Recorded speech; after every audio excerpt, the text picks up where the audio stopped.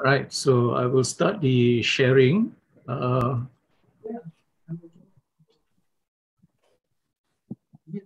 Okay. Bismillahirrahmanirrahim. Alhamdulillahi Rabbil Alameen. Assalatu wassalamu ala ashrafil anbiya wal mursaleen. Allahumma salli ala Sayyidina Muhammadin wa ala Sayyidina Muhammad. Assalamualaikum warahmatullahi wabarakatuh. Okay, first of all, I bid you welcome to this, what you call, webinar called Eat Right, Not Just Eat Less. Okay, because very often we talk about getting healthier, we only talk about eating less and less and less and less. But I will show you, inshallah, that that is not the way to do, right? More important is to eat correctly, okay, what to eat, okay? So again, welcome to this session. This is going to be about 1 hour, 45 minutes or so, right? And after this, we'll follow with a quick Q&A where I don't think I'll be able to answer all your questions because it's short, all right? But inshallah, I'll share with you some other avenues for us to continue to talk about this, yeah? So for just a reminder, okay, there's no recording of any kind, not because I'm stingy. The fact that is that I'm sharing this freely. So I'm not it's because I'm stingy or anything like that, right? But it's just that I don't want people to share something and then the people who were not there, then they have no recourse to ask me things and so on. So they got no reference point. So that is the only reason why I say no recording of any kind. And I would appreciate also you switch off your audio Q&A, because I've had experiences where a lot of background noise from one of the participants and so on. So that can be quite, what you call, quite interference. So by all means, take notes, okay? And I would encourage you very strongly, and this is also according to one of the hadiths of the Prophet Muhammad, sallallahu alaihi wasallam, when a companion came to ask him, telling him that he couldn't remember, like, so then can he write it down? Okay, and then one of the things that the Prophet Muhammad sallallahu alaihi wasallam advocated was to take the aid of your right hand. That means write it down. Okay, so take notes and write your questions. So keep your questions as you listen. You've got questions, write it down, all right, and try to save it for the Q&A. Hopefully, inshallah, I can actually attend to those questions of yours. Okay, so again, welcome to all of you. All right, so first of all, we begin with the context of what we're talking about. And this is actually from the Quran. This is from Surah Al-Baqarah, okay, verse 168. Auzubillahi minasyaitonir rajim. Ya ayuhan nasu kulu mimma fil ardi halalan toyyiban wa la tattabi'u khutuwatis syaiton innahu lakum aduwwun mubin. Okay, sadaqallahul azim. So it means, oh, you people, eat from the earth what is halalan toyyiban. Now, halalan toyyiban is often translated in English as good and permissible. Toyyiban is permissible, halalan is good. So it's usually translated as halalan toyyiban as good and, with the word and, permissible. But actually, you notice here is halalan, not wa toyyiban, it's halalan toyyiban. So I've tried to put the two as being together. That means you must try as far as Muslims, we must try as far as possible to eat something which is not just permissible, but also something which is excellent. That means something that is good for us. So it's not like, first of all, you have at the permissible level, okay, halal, and then after that, you talk about thinking about what is good, okay? So the verse here is halalan toyyiban, excellently permissible. That's how it translated. And follow not the footsteps of the shaitan, for he is to you an avowed enemy. And here again, it's interesting that when talking about food, Allah links it to actually following the footsteps of shaitan. All right. And this is, I think, also we know that one of our most important ibadah as Muslims is the fasting in the month of Ramadan. And that is to teach us taqwa. All right. That means to teach us self-restraint. Restraint from what? Restraint from our nafs. And our nafs is the one that will lead us to follow the footsteps of shaitan. Okay, so this verse is the first basis, all right, of my presentation actually, all right, that it is actually encompassed or contained, enshrined in Islam that we should be eating something which is excellent, not just only permissible, but or something also which is excellent or something which is good, okay? And that is why I say eat right, not just eat less, okay? So this is a sharing on a healthy lifestyle for Muslims. This is targeted only for Muslims. If there happen to be some non-Muslim who want to join it, I wouldn't mind, but I'm not trying to preach to them Islam, but if they want to listen, I have no problem. Okay. So first, let me introduce myself. Okay, who am I? Okay, I was a teacher for more than 20 years. Okay, and I was also doing the MOE's Master Plan for IT and Education. I was a teacher trainer, basically in-service courses and so on. And then after I left, I started my own consultancy service for teachers, especially overseas. With regards to the Deen Islam, I've taught Mu'alaf at Darul Arqam in late 1980s and early 1990s. Okay, and that was under the tutelage of my mentor, lawyer Ustaz Zulkifli Haji Ismail. All right, so, and I was also involved at Pergas as the vice chairman of the education committee, where I conducted courses on teaching and even IT use. I think I was the first one to teach the Asatiza how to use PowerPoint, and that was done at Al-Junaid, Madrasa Al-Junaid. Okay. I'm also considered as a father of the school that was set up by Irshad Singapore in Bandung. All right, so I was there for more than a year, all right, setting up the school and got it running. And I also did some other consultancy work with regards to teaching and so on, teacher training and so on. We have a few Indonesian Islamic schools and also for schools in Thailand. Okay, so currently I'm only holding online discussions for adult students, including book readings on Saturday mornings. So I would actually select some books and then we will actually read through 2 books concurrently, right? So this is to encourage reading and also to expose students, all right, adult students to actually reading some of the works of some of the masters of Islam. Okay, so that's my background very quickly. Of course, I'm married, Alhamdulillah. I've got 3 boys, all young men already. My youngest is just turned 28, all right? So quite old already. I'm 59 actually. Anyway, before I begin, I think I have to give some caveats, okay, just some warning of some sort, okay, and this is to be fair to all of you. Of course, I am not God, I think you all know that, but because I'm saying this is because I know that what I'm saying, I'm going to say with conviction, all right, that I am confident that it will work. But then, of course, for us, everything that you're confident is in something, whatever it may be, we always say, insha'Allah, God willing, then it works that way. All right, so that's why I say I'm not God. Okay, so what I'm going to say is, inshallah, it will work. Yeah. All right. Secondly, very important, I am not a doctor. Neither am I a medical practitioner. As you have seen just now, I've already described myself, my career. Right, I'm basically an educator, a teacher. Right. So I'm not a doctor, medical practitioner. So because of that, then I am not dispensing medical advice as a medical practitioner or doctor. That means you do not have a patient-doctor relationship with me or a patient with a nutritionist or whatever it is. I'm not that at all. Okay, so I'm just speaking and sharing from my experience and my own research. And this is important because there are people who say, how do you know that this is the only way? Well, I don't know. I'm only sharing with you what I have done my research into and also what I have actually done on myself.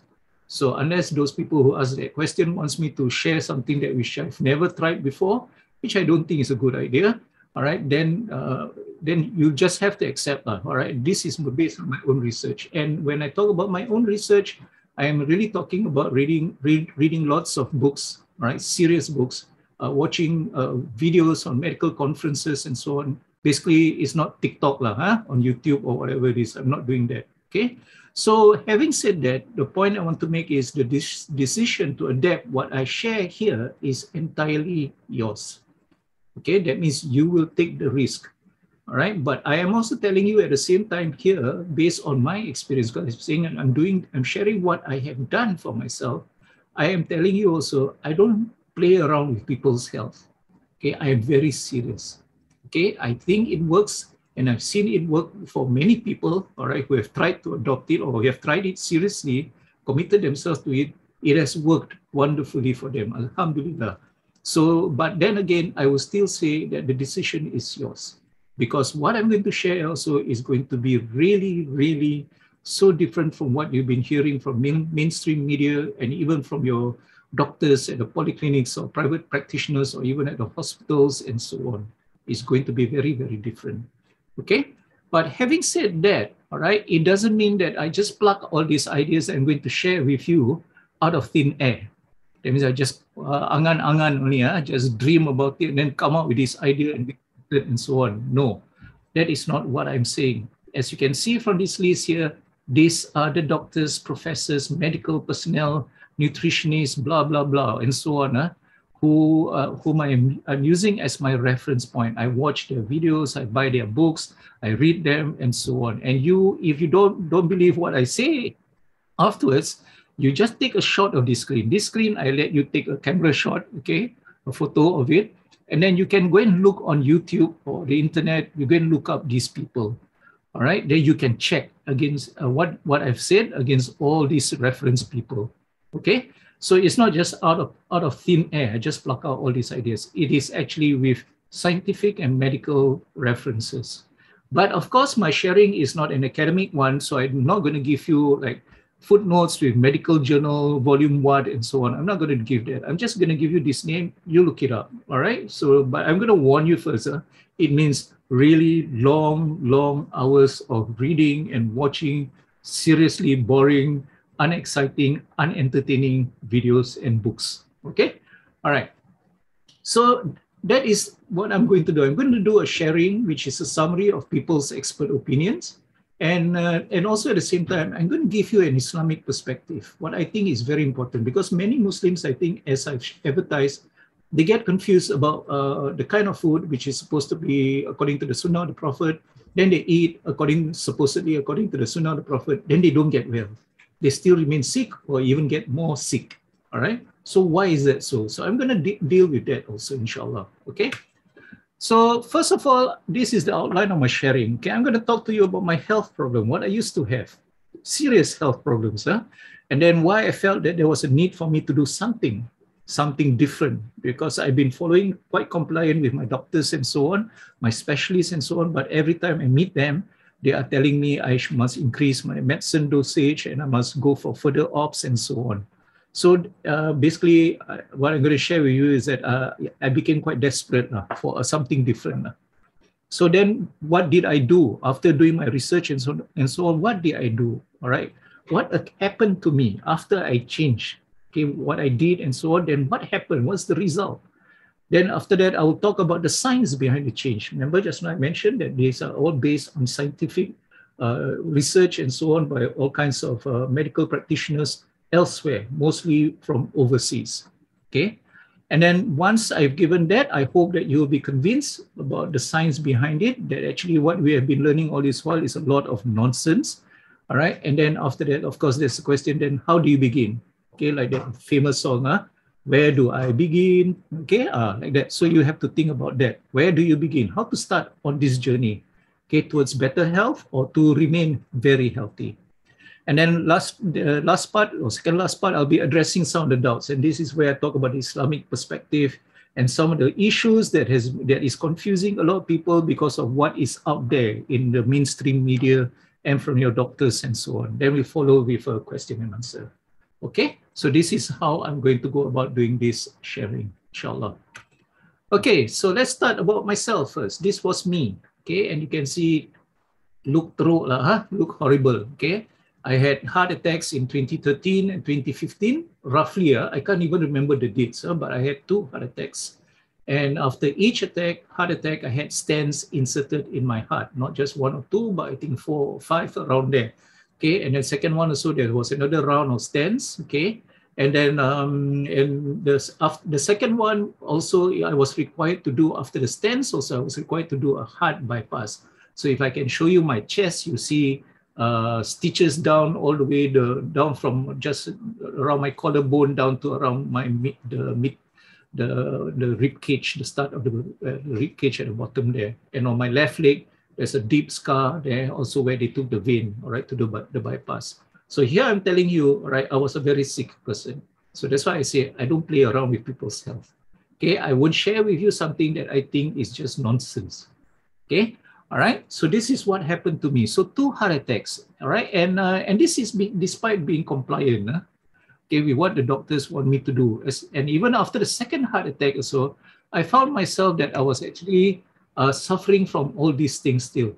Can you see the things on the left? Those are the common things that you find, the chronic problems that many Muslims actually face. Many Singaporeans, but yet, as I've advertised in one of my videos, all right, on Facebook, okay, we Malays actually have about 1 in 2 of us okay, who are actually diabetic. Okay, and this is not talking about those who are pre-diabetic, that means going to get diabetes. All right, so you just think about it, 1 in 2, right? And this is not counting the Indian Muslims among us, okay, right? So we have obesity. I had obesity. I was very overweight. At one time, I was 120 kg. Okay. Of course, I was a type 2 diabetic, type 2, all right? And then this is a common one, which is that you get as a result of your lifestyle, okay? Not something that you're born with, okay? The one that you're born with is type 1. That one is a different category. Then, of course, comes with it the usual high blood pressure. And of course, I got my chronic heart diseases, and that's why I ended up with 2 heart attacks, okay? And 2 basically surgeries, actually 3, including the bypass and 2 times the stents. So this is the kind of medicine that I have, the one on the right. Okay, so you have glipizide, metformin, okay, which is basically the diabetes one. Then you have losartan. Then I have losartan is for blood pressure. Then you have blood thinners because I went for heart already, so they don't want the blood to clot, so they make it thin. Statins because they say you will get heart attack because of cholesterol. Okay, then of course, I also tried on my own trying to lose weight. I went into weight loss supplements, right? Even went into to join an MLM group just to lose weight, all right? Not so much for the business, but more to lose weight, okay? And you can see all the things that I've had, okay? So I had stents, bypass, and after the second operation, I remember the specialists were telling me that my heart was functioning, I think about 35 or was it 39%, I can't remember exactly. And he telling me that actually any further op on my heart function will go down. Every operation, your heart function will go down. And he says that I'm already on the border. That means I'm already, if any more op, I will have to go on the pacemaker. That means basically you put an iron heart, something like that in me. All right. So that's how serious it was. Okay. And I have my 3 monthly hospital checkups, not to go and see the doctor, blood tests, and so on. Then they will tell you how well you're doing. And they will give me one whole big bag of medicine. Okay, seriously big bag of medicine. All right, I call it drugs now. Okay, and then they, as I told you before, they will ask me to increase the dosage because every time I go there, they are not happy with what's happening. I think I'm on the whole very compliant, especially after the second heart attack. I never miss my medicine. Okay, I was even on brown rice and all those things. I cut out all my Coke, okay, which was my favorite, and so on. Okay, but they still tell me I'm getting worse. And I was getting fatter also. And then finally, the straw that really got me to rethink the whole thing was when they told me to insert a defibrillator. This is something which is, they claim that I have an irregular heartbeat. So they say, if one more time you get a heart attack because of that, you will die. That's how they talk to you. They scare you to death, basically. All right, so that you will comply with whatever that they want you to do. Okay, so, and remember what I said, so they are telling me to go for another heart op to insert that thing. And remember, they also say what? Any further op, your heart function will go down further. So that means after this defibrillator, probably I will be on a pacemaker. So does that sound good? Of course not. It doesn't sound good at all, all right? So this is what I looked like. Okay, November 2016, the one on the left, that was me in Japan. Okay, my first trip to Japan. And I remember, and my wife also remembers, the first time we went there, we tried to go up a hill. I think I nearly died. Okay, I was panting like mad. She was worried I would get another heart attack. Okay, all right. So she was very, very worried. Okay, alhamdulillah, nothing happened then and there, but it was bad, that bad. All right. And this, the picture on the right, that's me again. You can see how big I am. Right, and this was in October 2018. This was in mid-October. That is at my son's nikah. All right, and this was just about a month and a half, okay, because I started actually on this new track on 30th of November 2018. So this is about a month and a half, in fact less than that, before I started that change. Okay, so you look how big I am. All right, so I had to make a decision. Now they're telling me go for another op, and like I told you, if I go for another op, there's a good chance I will have to go for another op, and they would place inside me a pacemaker, right? So it doesn't look good at all. So I had to make a decision. Am I going to comply?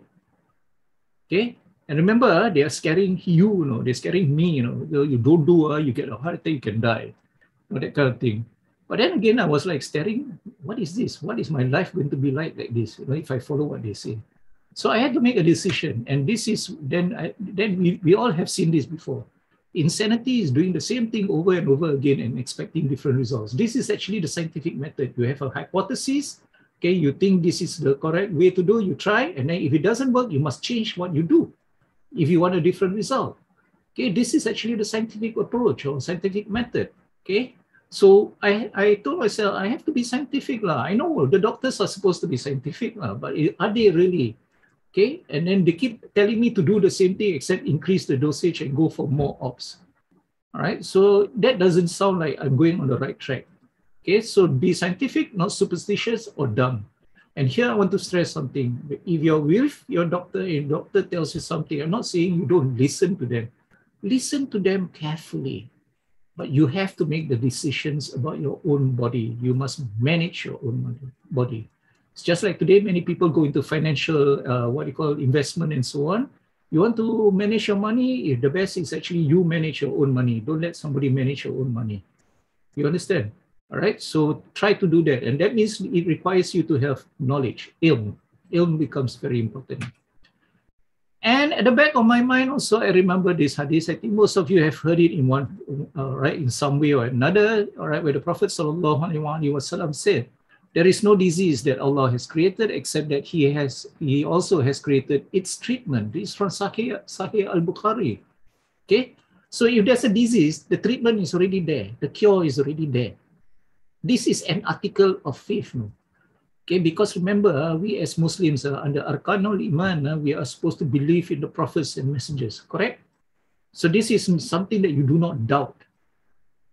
Okay, even against whatever the medical establishment tells us, they say they're still looking for the cure and so on.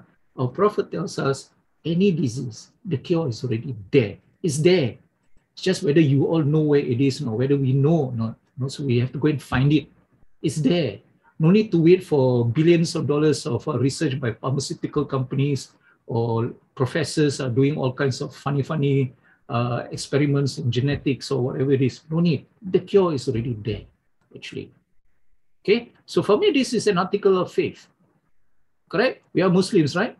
Believe in the prophets and messengers. Correct or not? Arkanul Iman. There you are. Okay. So I did my research. I do my research, like I told you. I read lots of books. I bought books. I bought I have watched lots of videos and so on. Okay, and it was a very serious time, very intense. Because why it was so intense for me? Because it's about my life, number one. Number two is because I had nobody else to consult in Singapore. Okay, as far as I know, I was alone. So I have to make my own decisions based on knowledge, to the best of my ability.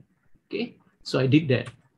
So then on 30th November, okay, which is 2018, which is about slightly more than a month after my son's akad nikah, the picture in the gray picture just now, I started doing this change. And 4 months later, this March actually is less, it's about 4 months lah. After starting the change on 30th November, you can see already I look quite different. Actually, there's a picture in January. Already you can see the difference, but I can't find it. I don't know where it is. Never mind, just to show you. Okay, and this is about 5 months after I started. Can you compare this with that? Can you remember that gray picture just now?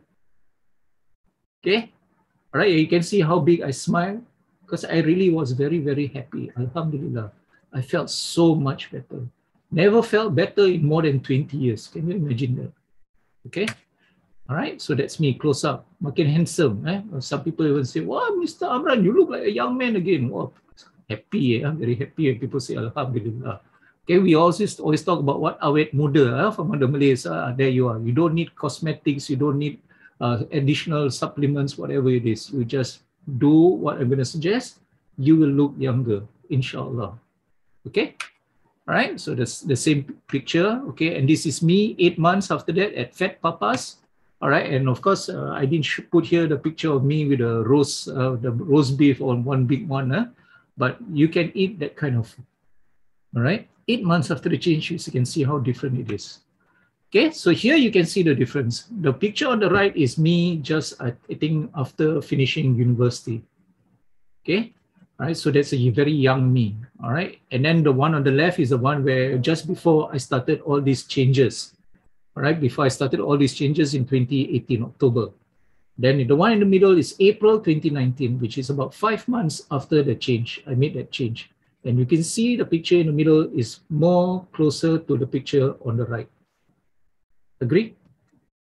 Okay. So that's why one of my students who have not met me for some time, she actually said, "Whoa, Mr. Amran, you look like a young man again." Okay. And she met me when I was just starting out teaching, that is at the period when I was what you call it, on the picture on the right there. She was my student, one of my first students in school. Okay, so she's now a mother of 5. All right, so that's how much time has passed. Okay, but you can see now which one I'm closer to. Right, evidence very clear. Okay, so what else has changed for me? Now, looking good is just a side effect. Alhamdulillah, looking younger, and Alhamdulillah. But what is more important, and this is the one that I want to stress, all your chronic illnesses will disappear. I was no longer obese. You can see I was slim already. I'm slim already. I don't have type 2 diabetes now. That means, you know what that means? I don't have any type diabetic medicine. Nothing. Zero. Okay? I don't have high blood pressure, that losartan. Zero. Chronic heart disease, what the statins and all the what anti-cholesterol thing and all the other things that is connected with heart disease, also now zero. I'm not taking any of it with my doctor's blessings. Okay, I want to add that. So it's not like suka-suka. Yeah, at the start I did suka-suka, but later it was affirmed by the doctor. At the start I did it on my own. I make the decision to just drop all the medicine. But then later this was confirmed by my doctor, a specialist, who said that if you continue with this thing that I'm doing, then okay, you're off. Okay, carry on doing whatever you're doing. Not only that, I think my thinking is clearer, sharper. I'm less depressed also, because it's very depressing. Every day you have to face in the morning, one pile of medicine that you must consume at breakfast and before breakfast, and then at night before you sleep, so another pile of medicine. Okay, now all that is gone. Alhamdulillah. I'm on zero medicine, and I've not been to any doctor since I started on this on 30th November 2018. I've not been ill except for a short while that I got COVID, but even that to me is nothing, because I knew that I was very healthy, and inshallah I will be fine, and I was okay. It was a minor, what I call attack, if you like. Okay, and that COVID is something is expected that everybody gets. So, but I didn't even go to the doctor also. Okay, so 3.5 years or so already, more than 3.5 years, no doctors for me. Okay, right? And that means also no medicine. Okay. Weight loss, okay. At that time, I think actually it was more than that. I think I was more like 92 kg, all right, but I can't remember, all right, like that. So I lost a lot of weight. It went down to 75.4, all right, by July 2019. That's about 7 months after I started. Okay, you can lose even more. But I want to stress here, this is done without exercise, number one. I never was a sportsman, never liked exercises and so on. Okay, so it was done without exercise. The only exercise I do was to walk, all right? I like to walk. But then again, even before I started on this, I walk, but it made no difference. But now it makes a lot of difference, okay? In the sense that at least I get to stretch my muscles and so on. It is not so much to lose weight. You can't outrun your fork. Okay, one of my adverts is that. That means you can't outrun the food that you eat. Okay, if you do not know how to eat properly, you can't outrun that. Okay, you got to work like mad at that. And I'm not that kind of person. All right. And also you must also remember, many people, and you've seen it before, fat people, overweight people, unhealthy people trying to jog, because that is the mantra being taught to the public. You must exercise. When you eat, you must exercise to burn up the calories and so on. So they try. And then when they try, they run about 50 meters, 100 meters, then they run out of steam, then they start walking. Then after the next day, they will start doing the same thing again. Run again, 50 meters, 100 meters, then run out of steam, then they start walking. Third day, they do that. Then after the fourth day, probably they will say, wait, forget it, wasting time. I can't do it because I'm too heavy, it's too painful, knees hurt, everything hurt, and so on, etc. So I don't do. So actually, the method I'm going to teach you is that if you're really overweight also, you don't need to exercise like mad. You just need to walk like normal. Okay? All right? So this is a change. right? And you do this, this is what the change will occur to you. But I want to stress something, because I know many of you are not obese and so on. And among the young people who know about this method, they always talk about this method to lose weight. Losing weight is almost a given. And again, I remember I said, I'm not God, but almost, insha'Allah, almost like 100%, you will lose weight without any problem at all. So that is not the issue. The issue is all your chronic problems disappear.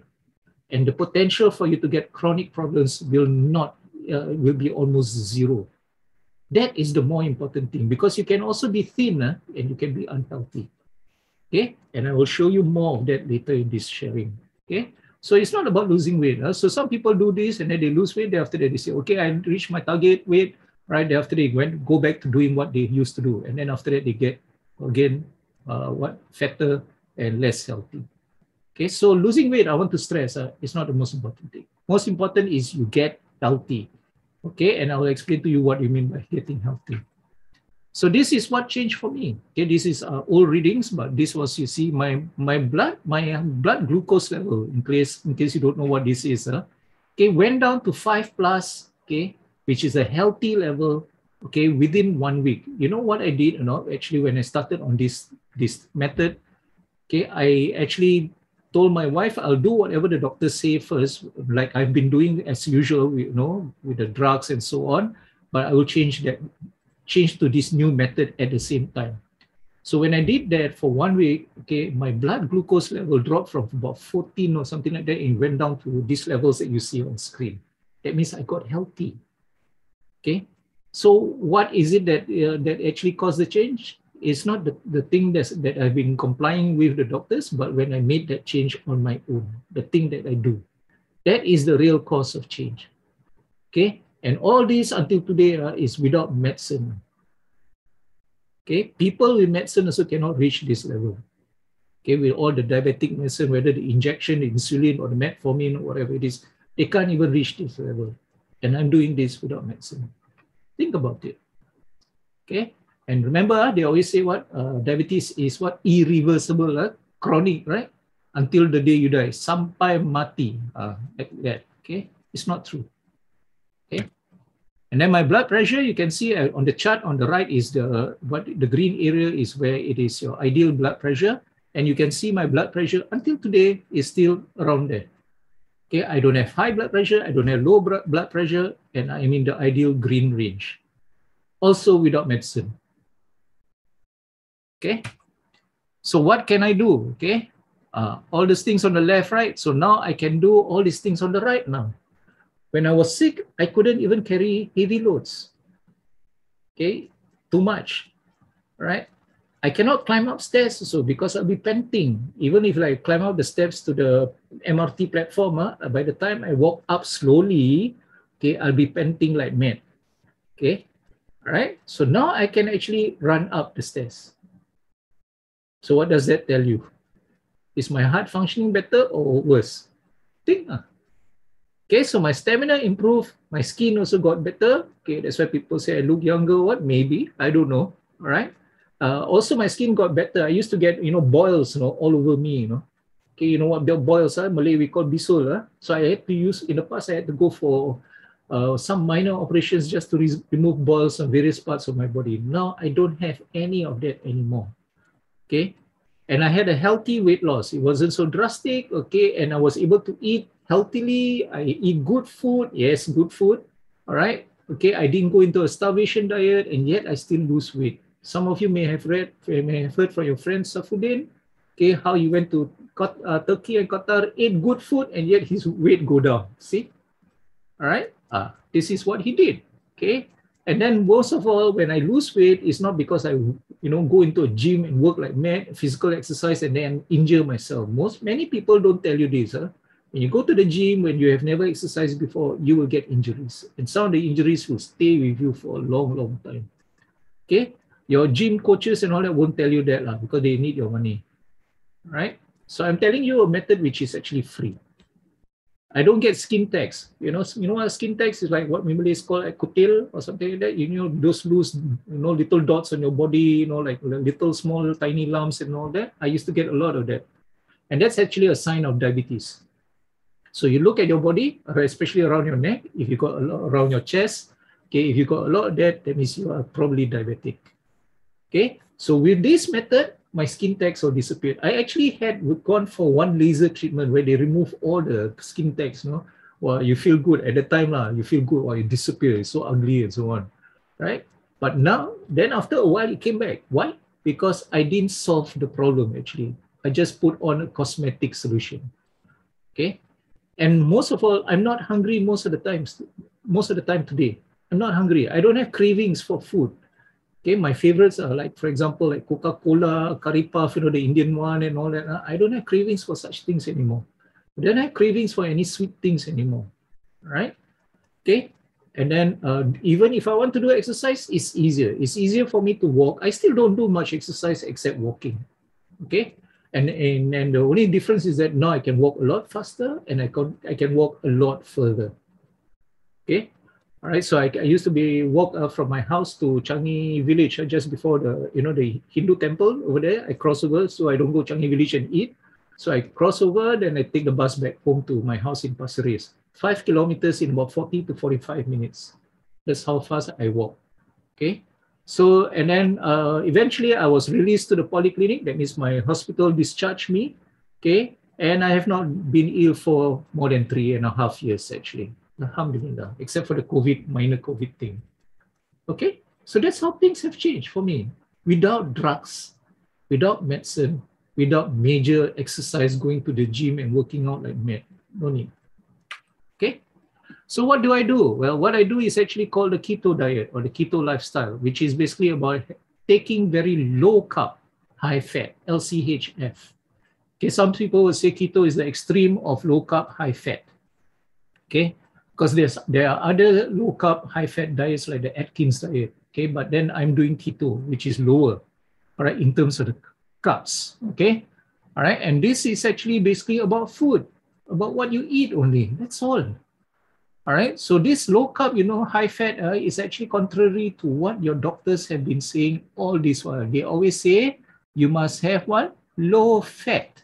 That's why everything low fat today is very popular. You go to the supermarket, anything that's advertised as healthy, they will say it's low fat. Okay, but actually what you need is the opposite. You need high fat. All right, and if people say it's linked to cholesterol and heart disease and so on, I will explain to you why that is a myth. Okay, that is what a fairy tale. Okay, so this is what keto from the word ketosis. This is what it is. It's not ketoacidosis. Some people confuse. They hear keto, they think ketoacidosis. That one is dangerous. But believe me, you won't even go anywhere near that also. Okay, all right. Okay, it's easily done. So it's low carb, high fat diet. Basically, is about you try to have about only 5% of your daily intake is carbs. Okay. And it should be low, especially for those of you who have got chronic diseases. What do I mean by chronic diseases? You're obese, you've got heart problems, you've got high blood pressure, you got liver problem, you got gout, you got rheumatism, you got you got neuropathy. You know what's neuropathy? That means your nerves are going, right? You got eyesight problem because your eyes is getting bad because of, and all those things, liver, kidney, and so on. If you have any of these, whether kidney stones or even serious kidney diseases and all that, then you are actually having a chronic disease or a combination of them. Okay, usually not one. So for such people, and this is the target audience that I'm talking to actually mainly, all right? So you should be about 5% carbs. And what does it mean? That means it's about only 20 grams of carbs per day. Okay, 20 grams of carbs is actually equivalent to about maybe at most like, the blueberries, maybe about 5 pieces of blueberries per day. Okay, and that alone is already 20 grams. So that was what I was doing. So that means I cannot add any more carbs to myself. And this is applicable for any one of you who have got any of those chronic diseases that I tell you.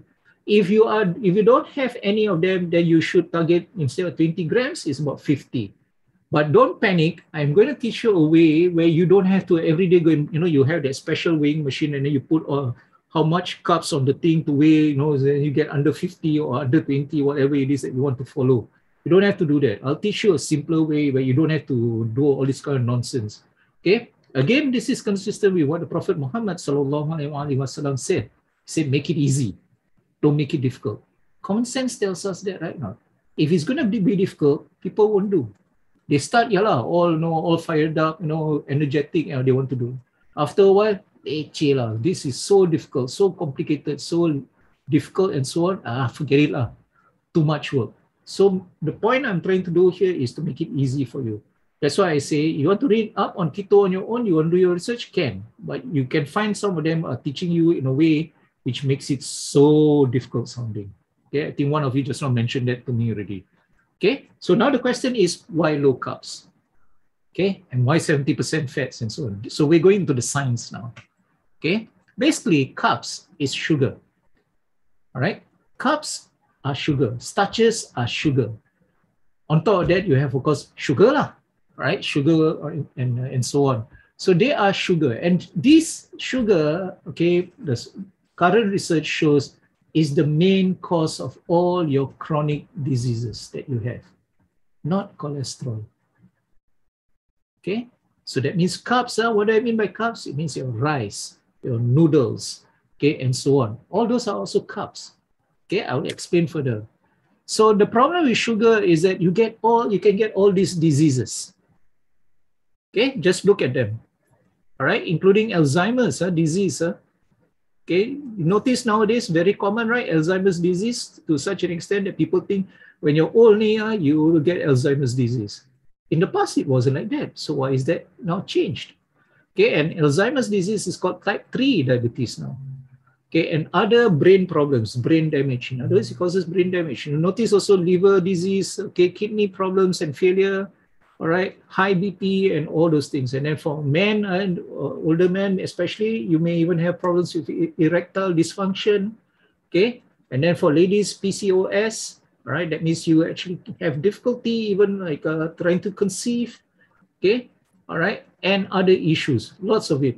Okay, so you just take a look at this, including arthritis, rheumatism, and gout also. All right, I will give some examples of this, insha'Allah. All right, of people who have all these things, okay, or some of these things, and they actually then found that after adopting what I've taught them, these things just disappeared.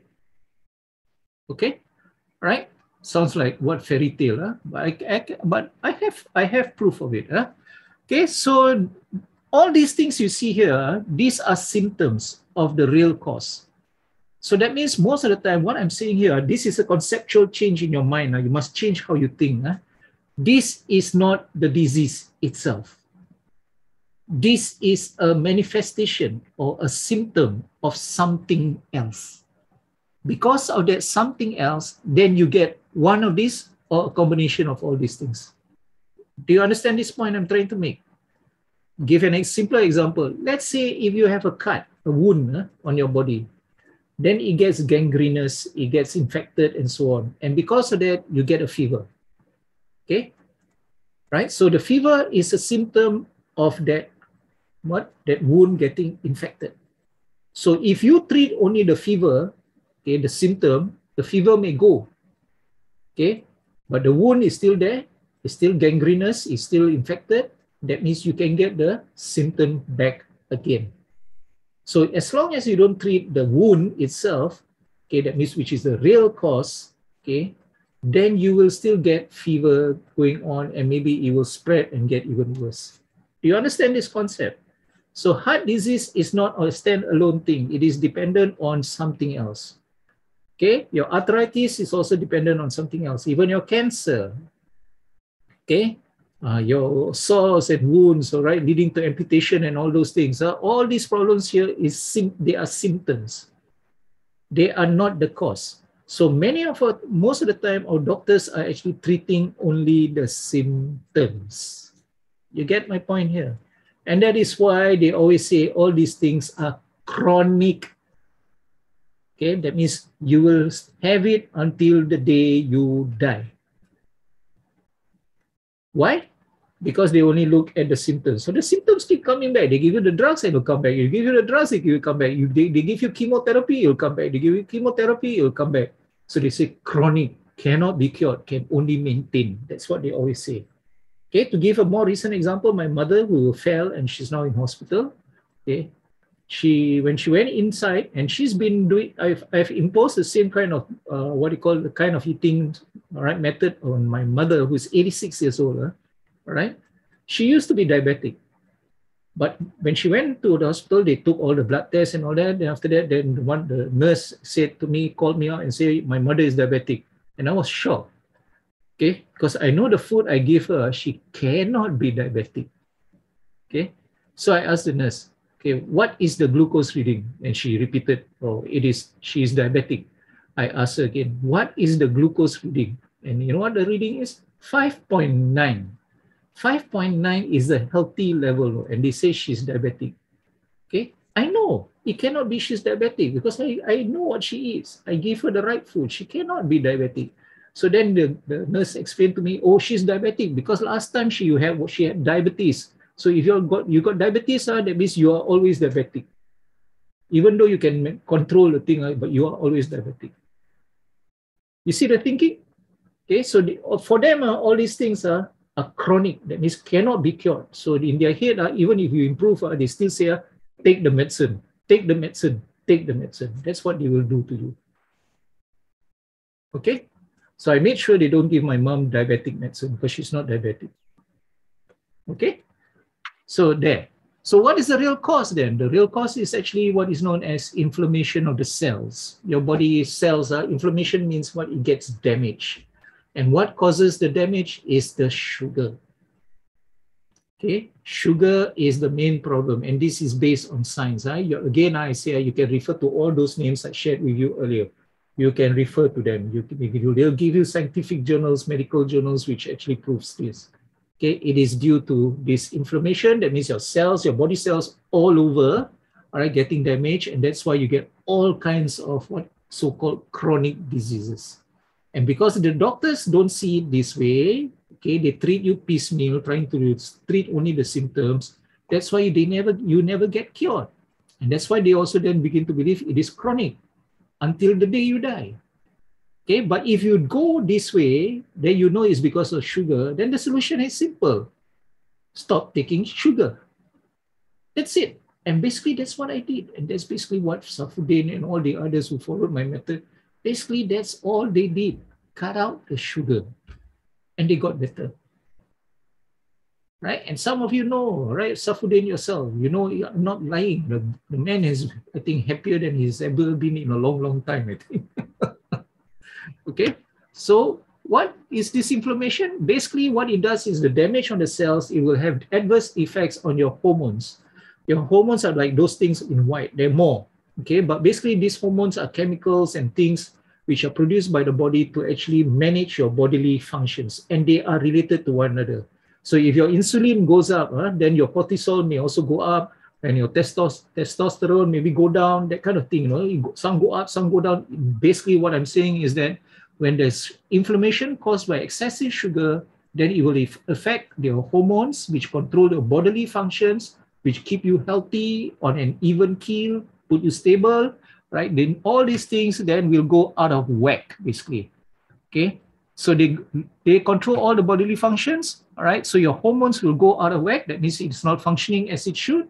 And because of that, then you get all kinds of sicknesses. Simple. So to cure this, simple. Bring your hormones back to normal. How? Stop the thing that causes the hormones to go abnormal, which is basically sugar. That's all. Okay. All right. So basically here already, if you can already imply you can eat anything that's without sugar. But I will tell you what else contains sugar. Okay. Do you understand this concept? Okay. So you notice again, this is consistent with what the Prophet said. No, the cure is actually already there. It's the food. No need drugs. No need to go for visits to the doctor and then be told that you're getting sicker, or worse, they blame you. You never follow what I say, right? That's why you're getting more sick, right? I know all this because I went through all these things. Okay, right? So this is a chart to show the relationship between all kinds of hormones and the organs that produce all these hormones. So you can see they are all interrelated. So if one goes wrong, okay, everything will go wrong. If the main one that goes wrong comes back to normal, everything will go back to normal. Okay? Don't have to memorize this. All right? This is just to show you the complexity of it, how complex our body is, and you cannot have piecemeal, what you call treatment, like giving one drug for this, another drug for that. It doesn't work that way. Okay? So you got to go really to the cause of the problem, not treat the symptoms. So sugar is the problem. And the problem is that it will usually lead to what is known as insulin resistance, IR. Okay, insulin resistance is a metabolic problem, metabolic syndrome. That means it basically damages how your metabolism, your body metabolism works. Okay, all right. And because of that, all right, then you get sick. Insulin resistance means that your body is actually beginning, because you take a lot of sugar, okay, is beginning to, and usually when you have sugar, the body will produce insulin on its own to push the sugar out of your bloodstream because it's poisonous. But when it pushes it out of the bloodstream, it spreads the sugar to other parts of your body. Okay? It spreads to other parts of your body, your eyes, your kidney, your liver, your knees, your nerves, okay, your brain even, okay, and so on, your skin, your blood vessels, and also it push the sugar to your fat, okay, your fatty cells and so on. And that is why people who eat a lot of sugar, then they become round. Okay, they become obese. You understand? All right. So when the doctor gives you, let's say you're diabetic, they gives you insulin. You notice now people who are on insulin jabs, usually they get fatter. But yet at the same time, your doctors will tell you, you are supposed to lose weight. So which one is it to do? Lose weight or get fatter? But then they give you something, insulin, more insulin. Okay. So and they tell you this is what's going to help your diabetes, but you will gain weight. And then at the same time, they say, you're supposed to lose weight to reduce your diabetes. Which one? See how confusing it is now. Insulin is a fat storage hormone. Okay, all right. So which one is it that you want to follow? And insulin resistance basically means that your body is really producing as much insulin as it can, but it cannot handle the amount of sugar in your body because you are just taking too much. All right. So because it's too much, then it will just spread to the rest of your body. Okay. Before I go to that, it's like this, no? When you take all those medicine for, let's say, diabetes, to reduce the sugar in your bloodstream, where does the sugar go? It goes to the rest of your body. So it's like this. The analogy is like this. If you have, let's say, a rubbish bin in your kitchen, okay, right, and it's full, instead of throwing it out and stopping more rubbish from coming in, you put all the rubbish under your carpet in your living room. Okay? And every time your dustbin in the kitchen gets full, you put the same rubbish you put inside under your carpet in your living room. Then when in the living room already begins to smell, then after that you put the accumulating rubbish, which keeps accumulating because you take sugar all the time, right? Then you will go, you put it in your bedroom. Then bedroom full already, then you will put in the toilet also, and so on and so on and so on. So in short, your house in a short time will stink. So in other words, your body will stink. Your body will get sick. That's what happens with the medicine. I actually asked my specialist, because she was telling me, despite showing I got good results at my checkup, all right, when I first started on this the keto thing, the specialist still insisted I should take medicine. So I asked her in the end, I tired of arguing with them, so I asked her, you tell me where does the sugar go? And she kept quiet, initially. Then I answered for her. What I answered to what I told you just now, it went to all over my body, and I got this, I got my heart attack. Even you also said my heart attack is because of the sugar, my diabetes, blah, blah, blah, blah, blah, and so on. Then she nodded her head.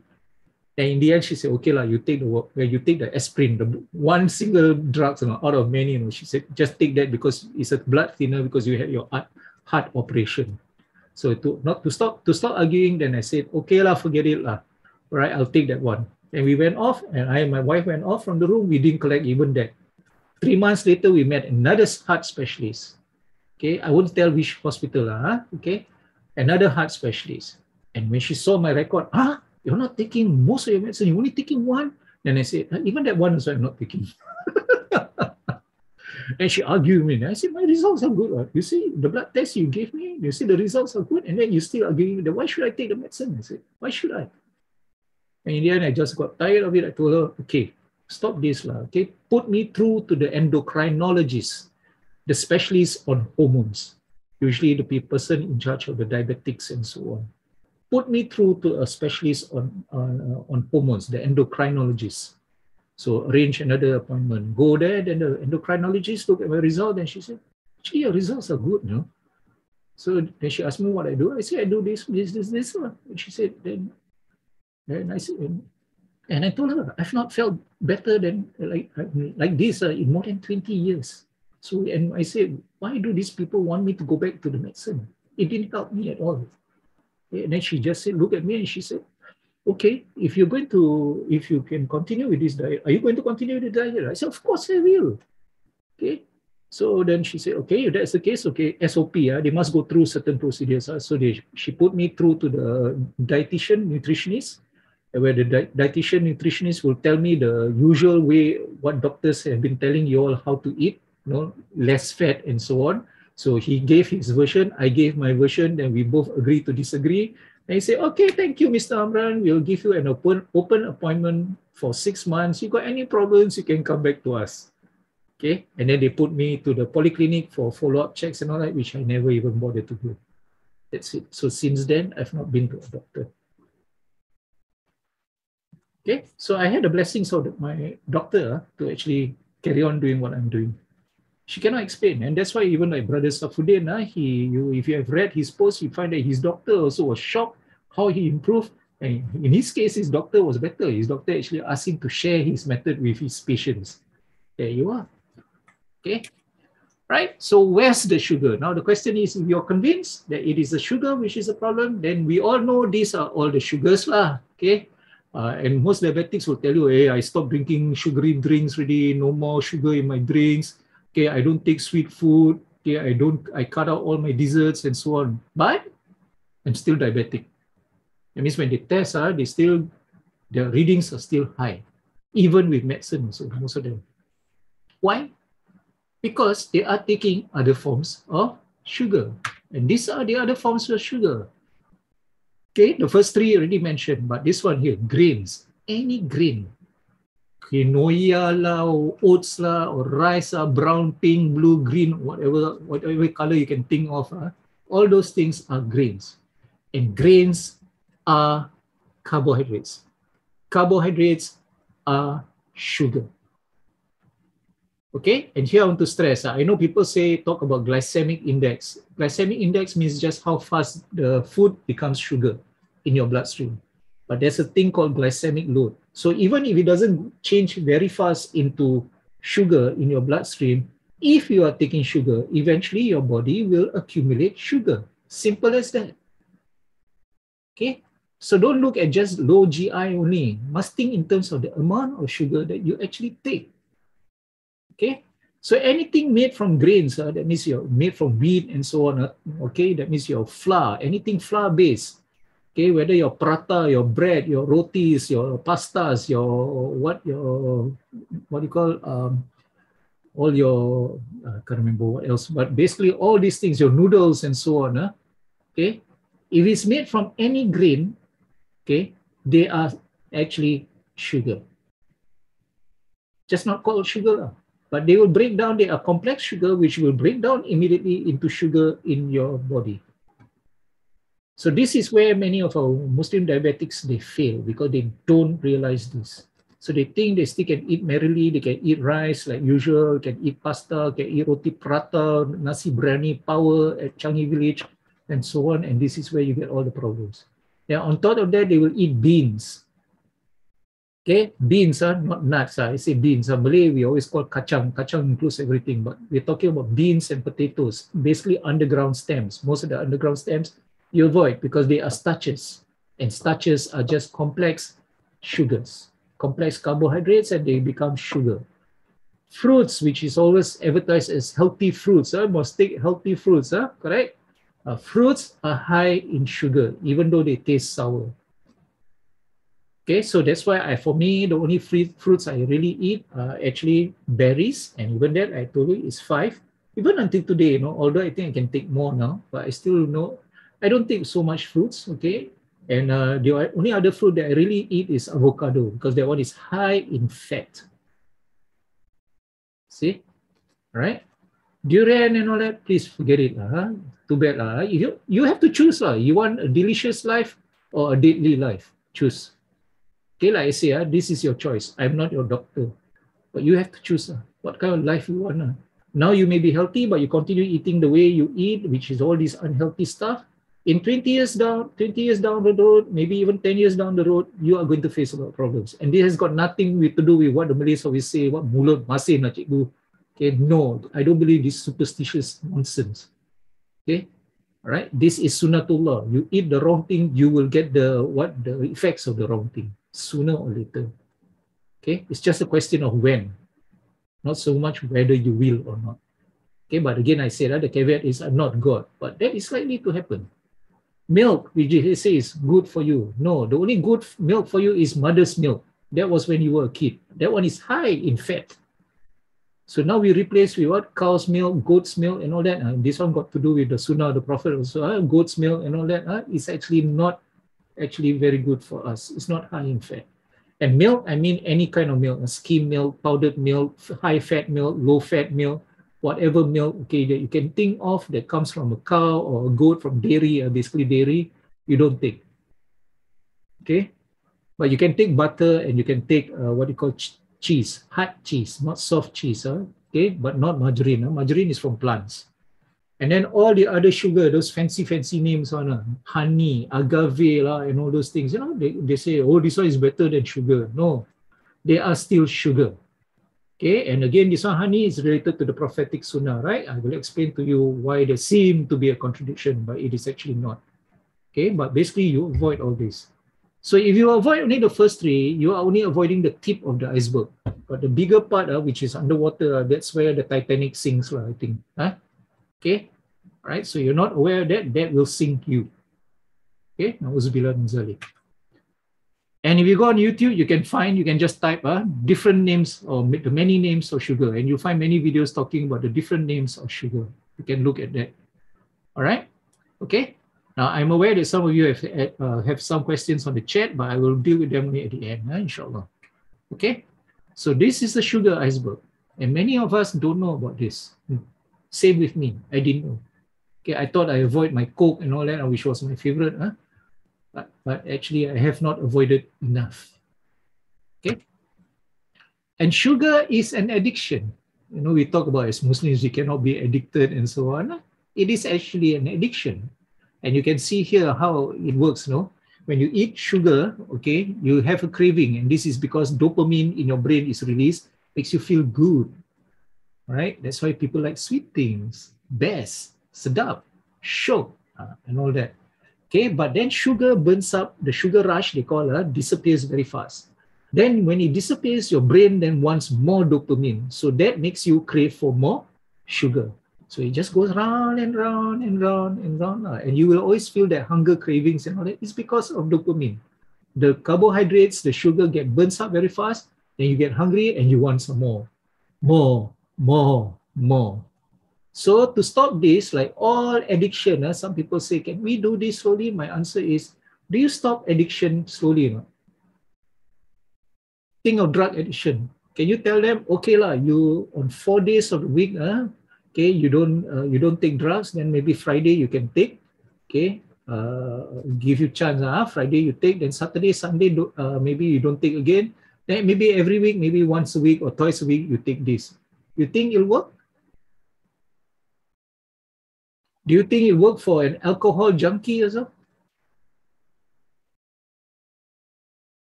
Okay, you can drink for 4 days, then one day you can drink, then drink again, then every week, maybe once a week, you can drink. Do you think it will work? We're talking about addiction, okay, and there are studies which show actually sugar addiction is more addictive than cocaine addiction. Okay, scientific studies, right? Okay, but some people say, I'm a sugar addict. Well, I'm very proud of it, but actually they are junkies. That's the correct word for them. You're junkies. I was a junkie. I know. So you can't do it slowly, You have to go, what? Usually when for addicts, you must go, what? Cold turkey. That means really cut yourself off from it. right? And like some of the people who have shared with you, when they do that, they see the benefit faster. And then when they see the benefit faster, they get even more motivated to get even healthier. But if you want to cheat, huh? I'm answering this question already. Some people are already thinking, can I have cheat days? My answer to you is no. It's only when you know how to do all this properly, you've done it for a while, then maybe you can occasionally, okay lah, you can have your biryani power or whatever it is. Okay, but then you know how to get back to health. If you don't know, you still don't know how to do, you still cannot handle your sugar addiction and so on, don't cheat. You are only cheating your life. You're cheating your life of a good health. Okay, so this is sugar problem. So you're actually a junkie. Okay, and actually we only need 1 teaspoon of sugar per day. If you look at our school textbooks or primary school textbook, I think they were talking about like 12 teaspoons or tablespoons or something like that, or 16. Crazy. Okay, and 1 bottle of Coke contains about 9 teaspoons of sugar. So every time you drink one can, yeah, gone already lah. Okay, and then that sugar must go somewhere. And I told you, right, you go somewhere where it will damage all your cells everywhere. Okay, so the trick is like all things, when you want to stop it from affecting you, you cut it off, and whatever is inside there, you try to use it up as fast as possible. Then you will not be affected by it anymore. Okay. So our energy, actually, people will say, oh, then you don't eat rice, got no energy. Some people will tell you, oh, if I don't eat rice, I will die. Or among the Chinese, maybe I don't eat my noodles, I will die. Okay, and maybe among the Westerners, if I don't eat my bread, I will die. That kind of thing. If I don't eat my roti, I will die. That kind of thing. Okay, so people talk like that, as if the only thing they eat in their life is only roti and rice and so on, nothing else. Okay, so you get very emotional about food, huh?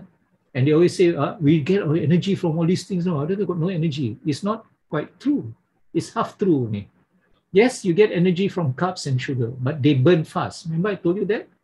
Okay, they burn out fast. Fat, on the other hand, is our other source of energy, and that is a more, what you call, efficient source of energy, because it doesn't burn out very fast and it lasts longer. That's why I told you just now, right? I feel I'm not hungry as often.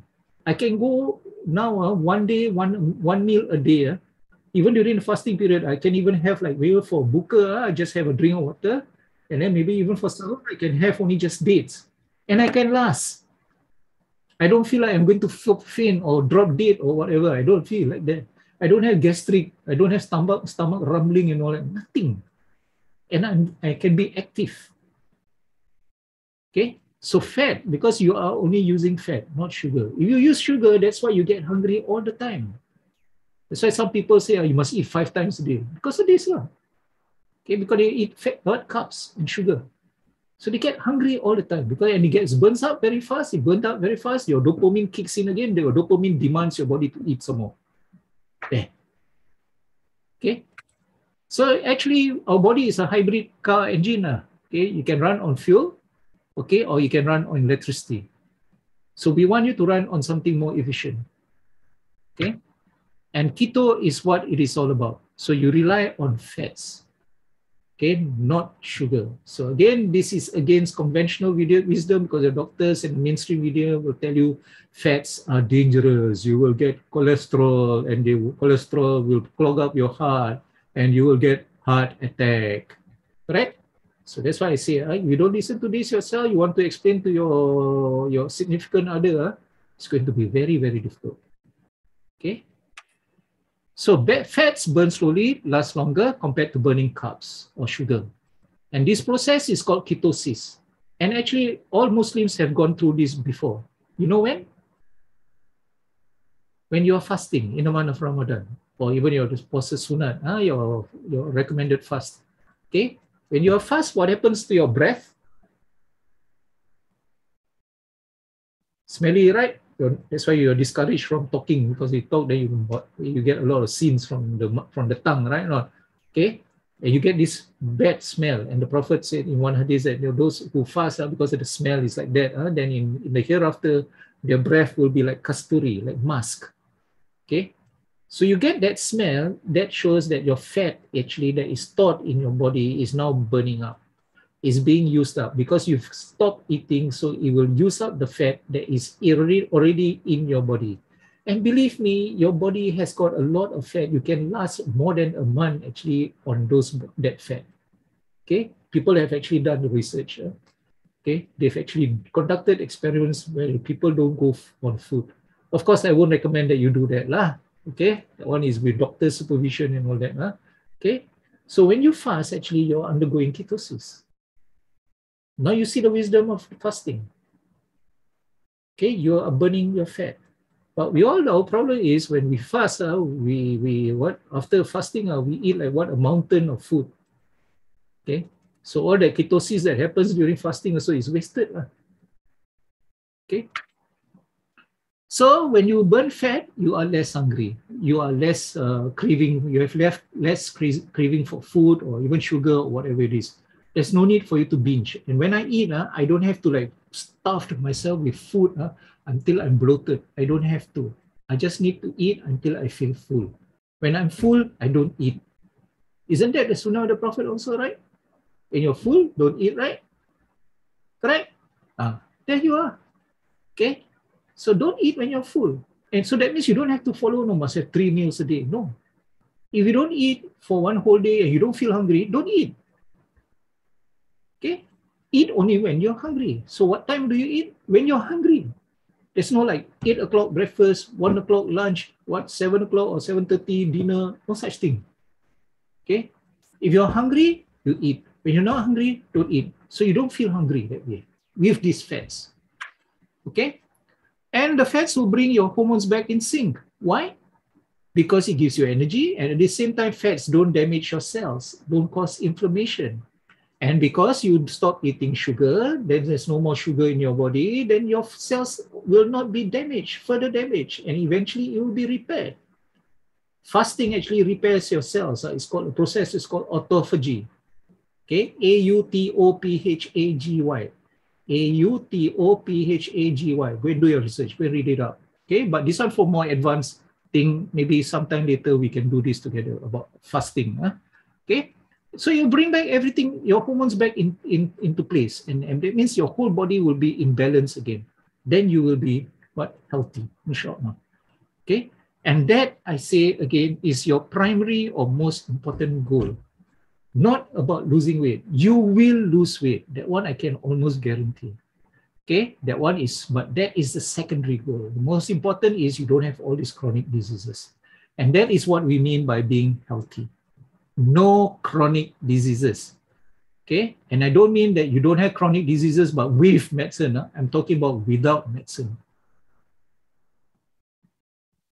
Clear? Okay, what should you eat?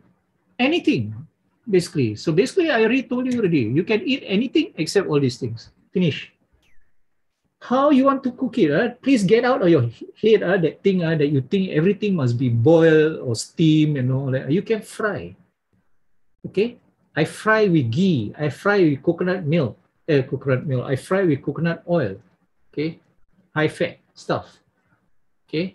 And I'm healthier for it. Alhamdulillah. So you want to boil, you want to bake, you want to fry, you want to deep fry, you want to pan fry, you want to steam, you want to eat raw, up to you. What is important is don't have all these things. Okay? You can take a photo of this if you want. That's all. So can you eat all the Malay dishes and so on that you like so much and all that? Can you eat that? The answer is yes, you can. Okay? For people I say, they always think, oh, I cannot eat all those things, I die, you know. Okay? What we Malaysia say, gigit jari, bite your fingernails. Okay? All right? No, you don't have to do that.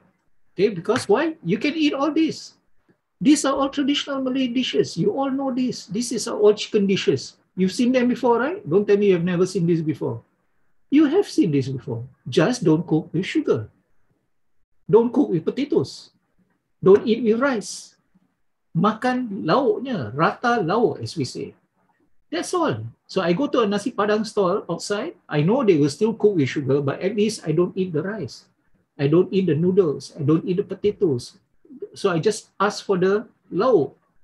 So my nasi padang is just the padang without the lauk. I mean, just the lauk without the padang, which is the rice at the end, I guess. I don't know. But then padang actually refers to where it comes from. Huh? Okay, so all these are traditional Malay dishes. So who says you cannot eat delicious food? Who says? Look at this sotong. Your doctors will tell you, oh, this one high cholesterol, you cannot eat. But for those on keto, you're supposed to eat with high fat. So you're encouraged to eat this.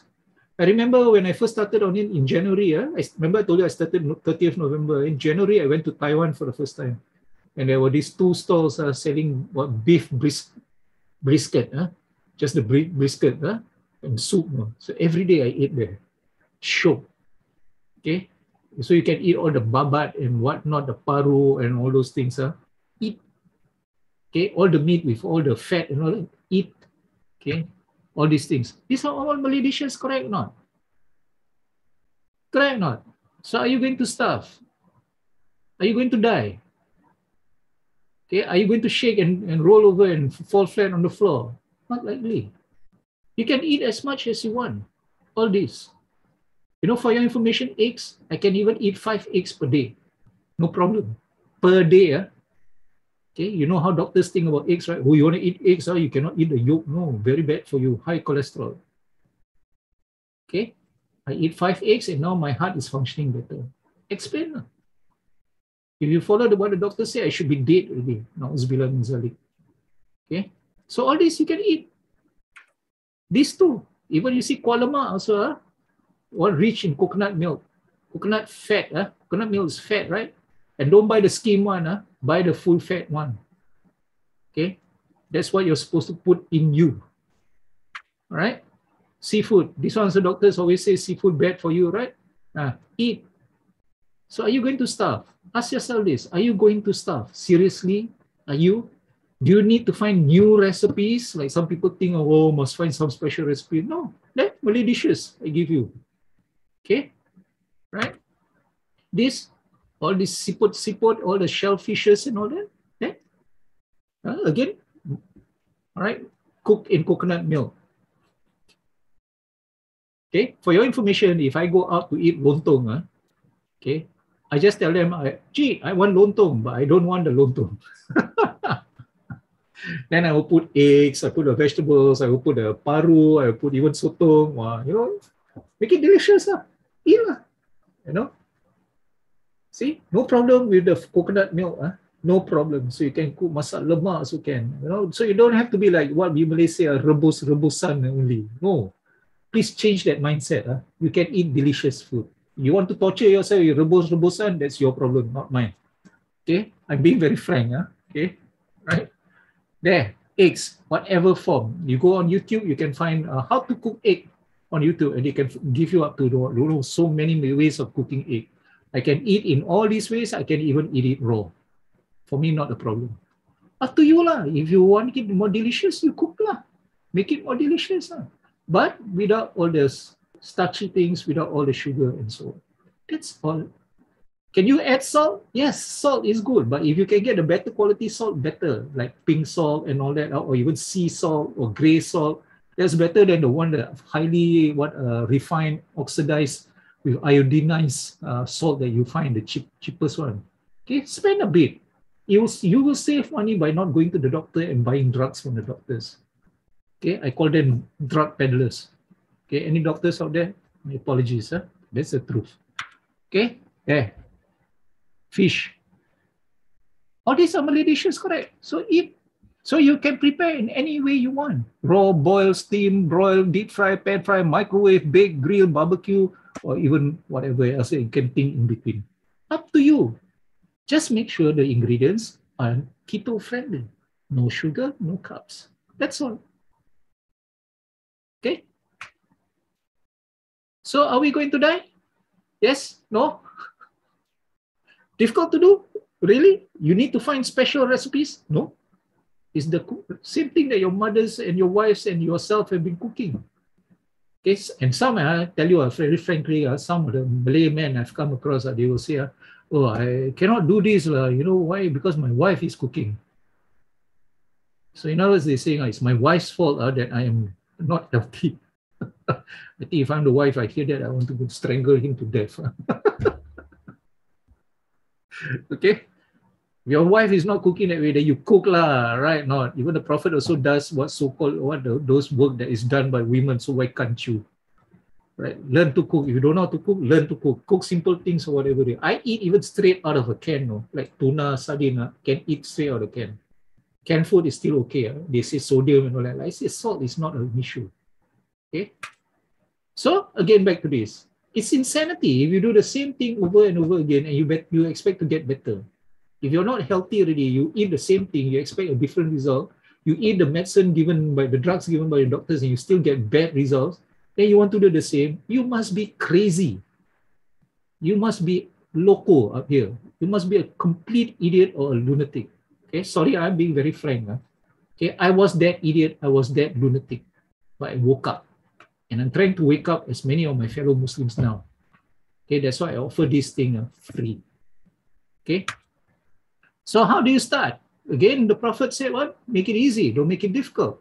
Very important, because you're going to make it very difficult for yourself. You're not going to continue. Just admit it. Anything difficult, we will find excuses after a while. This is difficult, that difficult, cannot find this, cannot find that.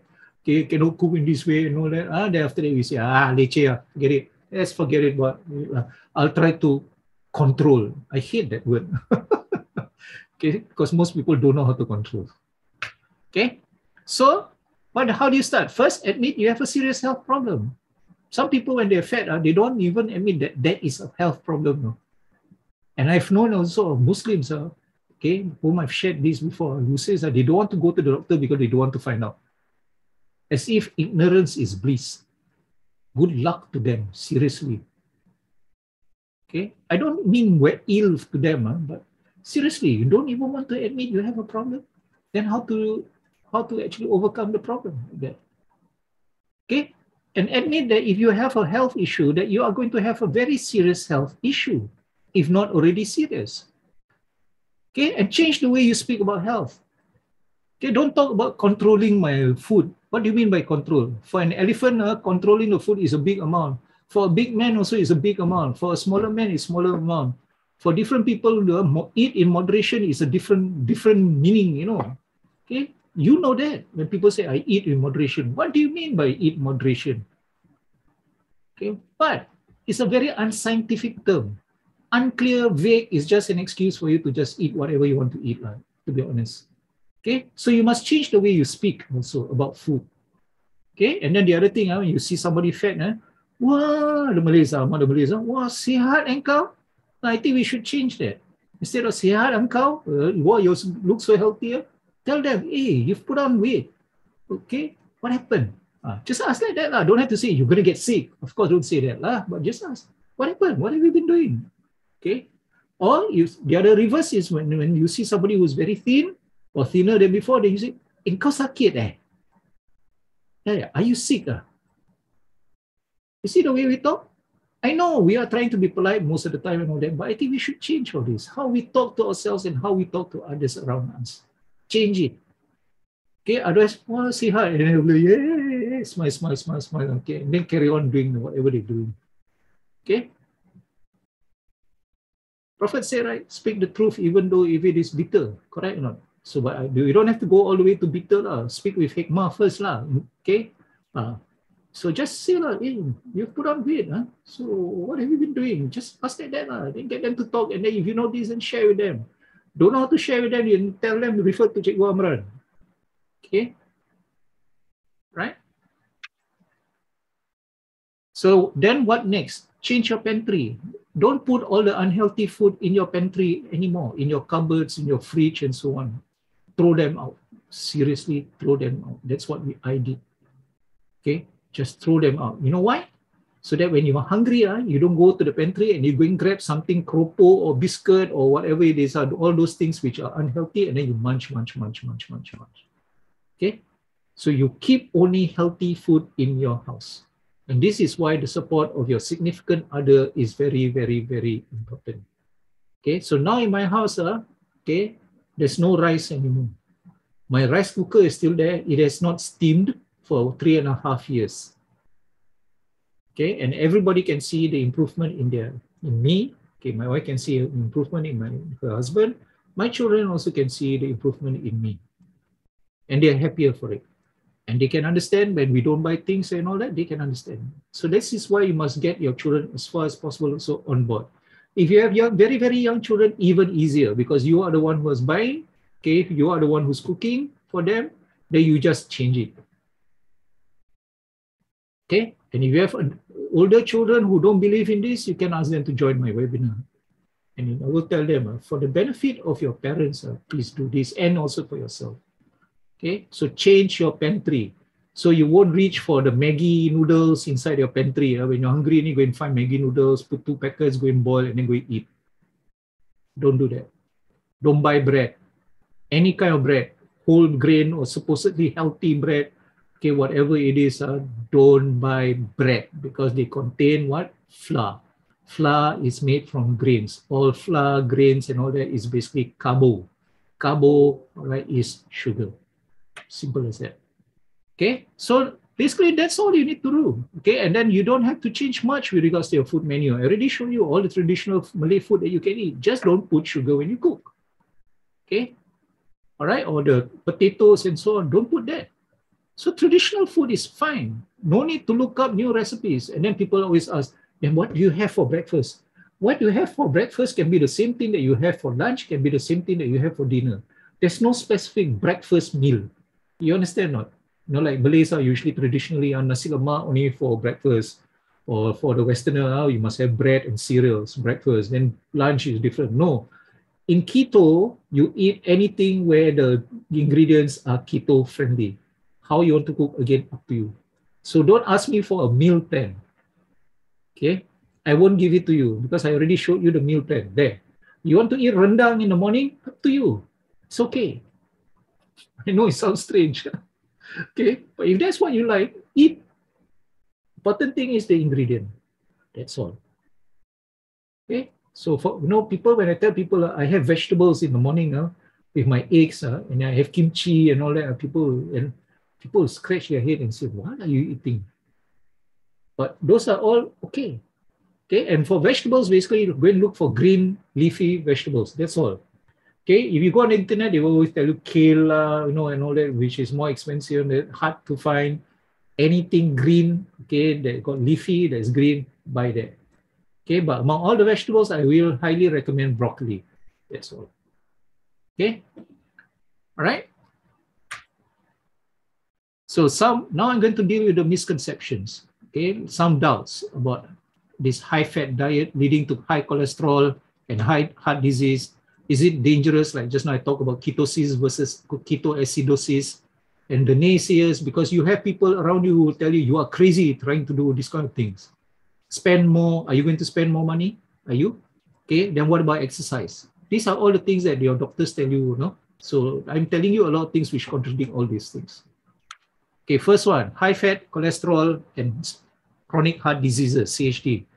Okay, you can read this guy. In fact, you can read so many. Paul Mason, especially I like Paul Mason, and they will tell you actually cholesterol is not the issue.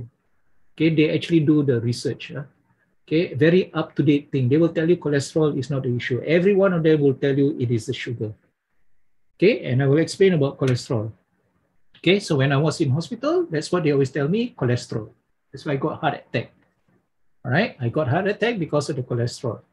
So then the question is, okay, then because of that, then they will give me statins to reduce cholesterol. Okay, all right, that's what they do. Okay, how to explain cholesterol? Yes, it is true that when you have a heart attack, the blockage is caused by cholesterol deposits in your bloodstream, your vessels, the arteries, and so on. It is true. Okay, but actually, your body creates all the cholesterol that it needs. Please. Internetnya sangat tak bagus. Hello. Thank you. Sorry. Okay. So the cholesterol is the thing that actually gets stuck to your blood vessels inside, and then it eventually gets stuck. Eventually, it will block your blood vessel. Then you get a heart attack or stroke. Okay, that is true. But have you ever asked actually what causes the cholesterol to stick to your blood vessels inside? Okay, because I remember your body actually needs cholesterol and it produces most of the cholesterol itself. And the cholesterol is the one that actually brings food all over your body and especially to your brain. Your brain is actually an organ that needs lots and lots and lots of cholesterol. So now you think, again, I'm going to make a connection with another disease. If you reduce your cholesterol, what will happen to your brain? You know that our cells and everything will break down and then it must be replaced, must be renourished and then replaced, rebuilt and so on. Correct?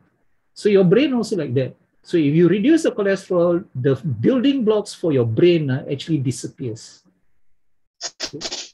And if they do the MRI of the brain for somebody who actually don't take a lot of cholesterol, they will find a lot of holes. And that is why today you have an increase in Alzheimer's disease. Because doctors recommend what? Low cholesterol food. And when you have high cholesterol, you got heart attack, they will say give you statins, which lowers cholesterol. Then the brain is starved of cholesterol. So then the question, back to my original question, why is it that the cholesterol then stick to the blood vessels? The reason is because of the inflammation caused by the sugar. When the sugar damages your blood vessel, okay, then the cholesterol will be the first to try to repair that damage. It will paste itself, to put it simply. So if you keep taking sugar, more damage, more cholesterol will paste itself there. So that means what I'm saying is, if you don't have a lot of sugar, you don't have excessive sugar in your bloodstream, okay, then you will actually have no cholesterol to your blood to your what you call the cells in your blood vessels. So in other words, you won't get heart attacks, you won't get strokes. Please switch off your microphone. I don't know who that. Can you please cooperate? Switching off your microphone.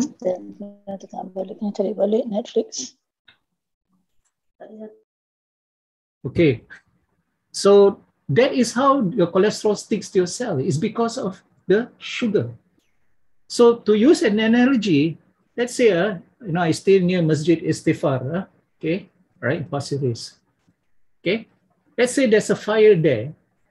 Okay, and then you see a lot of firemen coming in, and then the fire engines are blocking the road because they're trying to put out the fire. Okay, I'm not wishing for the mosque to catch fire, but just giving you an analogy, a metaphor, if you like. Okay, so the firemen come and all that, and then you see, wow, so many firemen, the fire engines, and then you say, oh, the fire is caused by the firemen. Make sense? Because a lot of firemen and fire engines they're blocking the road, and so they're causing the blockage. Make sense? Of course, it doesn't make sense. If there's no fire, the firemen won't even come. So if there's no sugar inflammation in your bloodstream and all that, okay, then the cholesterol will not paste itself in your blood, in your, in your arteries and so on. You won't have heart attack. So that is why I'm a person who has had 2 heart attacks, who is without any heart medicine and so on. I take a lot of cholesterol. I told you I can even take like 5 eggs per day. All right, and so on. Okay, I eat all the high-fat food. I take the meat with all the fat and so on. I take the chicken with the skin, etc. I take the oily fish like salmon, tuna, and so on, sardines and so on. I eat all those things, and my heart is functioning better. And I'm not the only one. Just think lah. So the analogy is like that. If you eat sugar, you are causing the fire. So the fireman must come. Which the fireman is a cholesterol. If you don't eat sugar, there's no fire, the firemen don't come. So there's no blockage. Simple as that. See, this is what I mean. Again, I'm thinking about what is the symptom and what is the main problem. What is the cause? So if you treat the symptom, then you will try and get rid of the firemen, and then the fire will keep burning the mosque down. Correct? Think about it. Okay? So it's poor inference, it's poor thinking, right? Our schools have been introducing thinking schools and all, learning nation and all that rubbish, but then still people cannot think, including doctors, with all due respect to them. Okay, so this is a correlation. Correlation is not causative. Correlation is when you see something happen, then you see a lot of something. It doesn't mean that a lot of something is the cause of that thing that you see happening. It doesn't mean that. It's just coincidence. Okay, it's not the cause. Okay, so the cause is actually sugar. And this is this man, Dr. Canberry, he's a doctor himself. He wrote this book, Lies My Doctor Told Me. You can get it on Amazon. Okay. And he will tell you, doctors actually have very little training in nutrition, almost zero. They only learn usually is how to use this drug, that drug, this drug, that drug, and how to cut you up. That's what they learn mainly. Their upgrading courses also, okay, is also mainly that. Drugs, what's the latest drug? Okay. And what's the latest surgery procedure? That's what they do. They know very little about what you call nutrition. So that's why their solution is always drugs first. Cannot drugs, doesn't work, then surgery. And this is what this man wrote. Lies my doctor told me. But he explained why. What do you mean by lies? It's because one, the doctors are not trained to think in terms of nutrition. Okay. All right. Plus, doctors also work under certain what you call rules, regulations. So whatever the health authorities say you must do, or you must do, even if you don't agree, because otherwise you will lose your license. Don't forget that, right? So like what happens to my mother, although she's 5.9 in terms of blood glucose without medicine, they still say she's diabetic, and they want to give her what? Diabetic medicine, standard operating procedure from up high. Okay, so I told them I don't want. Okay. And who are these naysayers? Your doctors, your nutritionists. And you will read that in your newspapers also. Okay, they will tell you fat is bad and all those things. Trans fat is bad, but not saturated fat. Saturated fat is like your natural meat and so on. Okay, those things are good. Okay, but trans fat is like your, those burgers they make at McDonald's and all that. Those are trans fat. Okay, the fries being fried in all kinds of margarine and all that, that's trans fat. Okay, those are bad. And now good that at least Singapore government now is banning what? Trans fat. Okay, so doctors and nutritionists will tell you if you don't know how to argue, you don't know your stuff well about keto. Okay, like I did. Okay, I could argue with my doctor and put them to shame. Quite honestly, I'm not bragging. But if you don't know how to argue with them, you have to see your doctor. Don't argue with them because they will treat you like an idiot. Okay, they will treat you like an idiot. Because why? They are the one with the white coat, with the stethoscope in their ears, with the certificate on the wall saying they are doctors. What do you know? Okay, so if you are one of those with chronic illnesses and you try this and you're getting better, the results are good, let the doctor say whatever they want to say, just keep quiet and go home. That's it. Don't argue. Okay, it's a waste of your breath unless you can argue like me. Okay, friends, family members are also naysayers because they all have been brainwashed by the doctors in the past, by the media, the normal, usual media, mass media and so on, what they talk about food and so on. Even until today, you read Straits Times, I call it Strange Times or Berita Hairan, right? You'll find all the nonsense inside there also. Okay, they will tell you are crazy to follow this man. Who is this guy? He's not even a doctor. He cikgu only lah, no? They will tell you that. Okay, then after you panic, you get scared, then you go back to whatever you were doing. So if you do, that's your choice. Like I say, it's your choice. I'm not forcing you. I'm not your doctor. I'm not your nutritionist. But if you continue to get sick, all right, remember what Einstein said. That's all I'm going to say to you. Okay, so the media and so on. And then, of course, the usual excuse, I cannot live without what rice or noodles or whatever it is. And how we speak about health ourselves. Okay, don't talk about maintaining or controlling our health. You're not maintaining your health. You're not controlling your health. You're maintaining your sickness. You're maintaining you're controlling your sickness, but you are still sick. Okay, people sometimes will say, I'm not sick. Then I ask them, then why you take medicine? Even that simple thing cannot sink into their head. No? If you're taking medicine, it means you're sick. But they think they're well. Because why? They're taking medicine. Okay. So for me, I had to fight. Okay, but a boxing match lah. Okay, I don't want you to do that. If you cannot argue, don't argue. Just listen and go home. Up to you whether you want to take the medicine or not. If you don't take the medicine, they will know. Then they will ask you why. Okay, you can just pretend or just be stubborn and say, I don't want, because the results are good. Finish. Okay, but if you cannot do that, then just take the medicine, do like what I do, go and throw in the dustbin when you get home. That's it. Okay. I'm being very frank, very blunt. Okay. So then people say, but this will be expensive, need special food. Really? I show you already what? It's the normal food you eat every day, right? Okay. So the only thing you need to buy is clothes. And even that you don't buy from me. I always tell people that. I don't charge you for this webinar.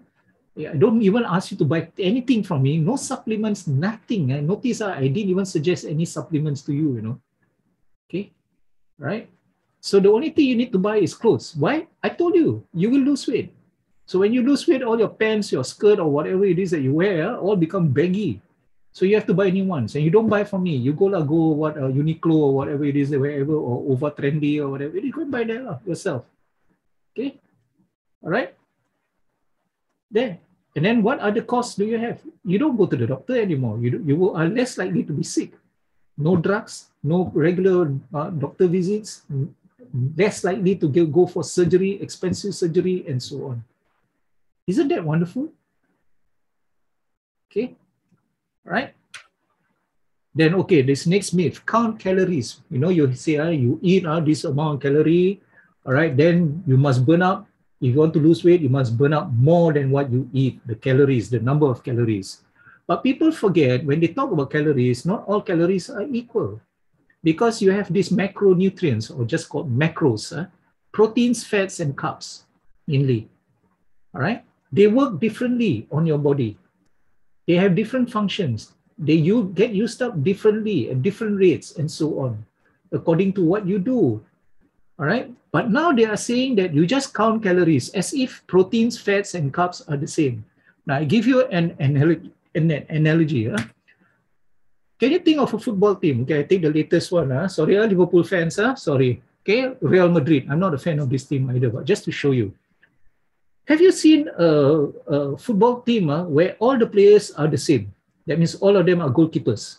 Have you seen before? Okay, or the team is all of them are strikers. All like Karim Benzema. Or all of them are like Modric, okay, midfielders. The whole team, all 11. You just need to count. You need 11 players. So never mind, all 11 goalkeepers, okay. Ever seen such thing or not? No, right? Never, right? Because you know that each role has got different functions and so on. You need a combination of all these things to work properly, right? Now, the team to do well, to win this trophy, for example. You never have the same type of player. So it's not about numbers. It's about what is the thing inside the team, the quality of the team. So the quality of your macros, is it proteins? Is it fats? Is it carbs? Which one? So counting calories is a stupid way. It's just like counting the number of players in a football team. So it's like you have 11 players from Real Madrid, okay? Then you got 11 players from Singapore, with all due respect to our national team. Then you say they are equal. Equal? That one is something wrong with that kind of thinking. Okay, whether Michelle Obama talks about it that way or not, I don't care. I think she's a foolish woman, okay, in this regard. Okay, so it's not about quantity, it's about quality, what you eat. Okay, so you should cut down on your carbs. I think I've made that very clear, carbs and sugar. Then pay attention more to your proteins and fats, and don't have to weigh them and all that. Just avoid the food that I mentioned just now, then you don't have to measure. That's it. How much more simpler do you want? Don't have to measure. I've never measured because I know I'm lazy. Okay, if I have to weigh every day in front of the weighing machine for the food, the small one, weigh how many carbs, how many protein, how many fat, 70%, 25%, 5%, and all that. I think I will just give up. I say this thing is idiotic and it's wasting my time. I won't do it. Okay, so I find the easier way. Just don't take those food which is high in carbs and sugar. That's all. Okay, so don't count calories. That's what I'm saying. It's an obsolete way of thinking. It has never been proven to be true. All right, it's very unscientific. All right, it's actually very illogical. Okay, then the other famous one. How about exercise? The doctors always say you must exercise. Remember, just now I said I hardly exercise except walk. Okay, so this you want to talk about. Exercise, you must understand the difference between healthy and fit, being healthy and fit. Being healthy is your first goal. If you are overweight, you got chronic diseases and so on, your first goal is not to be fit. Your first goal is to be what? Healthy. Healthy means you don't have all these chronic diseases anymore. No more diabetes, no more heart problem, no more high blood pressure, and so on and so on and so on. No more gout, no more rheumatism and so on. No more of that. When you are already at that stage, then you can talk about what? Being fit. What is being fit? Fit is enshrined in the Olympics motto. That means you can do things faster, you can run faster, okay, you can climb higher, you can jump higher, okay, you can go, you are stronger, you can carry heavier things, and so on. That's fit. Your goal is not the second one, your goal is the first one. And there have been people who are fit who are not healthy. My proof here. Okay, so I say get healthy first, then get fit. And this is a proof. James Fuller, or Jim Fuller Fix, right? He's the one who is actually the one who actually started this running craze, all right, in the 1970s with his book, The Complete Book of Running. He started this running craze, okay, in America, all right, and of course from America, it get transported to the rest of the world. That's why you see everywhere you go in the park, people running, run. Okay, and he says this is actually for fitness, okay, all right, for health and so on. Do regular jogging, okay, and this is what your doctors will tell you also, okay. But guess what did he die of? Heart attack. I'm not laughing at him in that sense, but it's just, you see, if he's for fitness, he shouldn't have died for heart attack. He had atherosclerosis. That means his heart was blocked. His arteries were blocked. Okay, up to 95%, one of them 85%, another one 70%. Blocked. And I thought, what? Running is supposed to make you healthier? No. This is the guru of running. No. Okay, I'm not poking fun at him, but I'm just telling you, the science is not there. It's not backed up by science.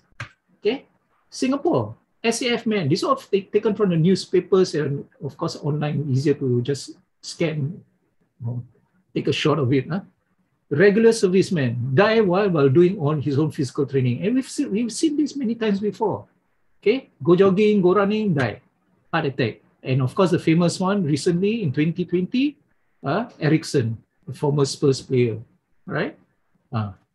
Football players are supposed to be very healthy, correct or not? Very fit, right? But no, he's not healthy. He had a heart attack in the middle of the field. He nearly died. Okay, we know also about what runners, okay, who die in Singapore because of after a marathon.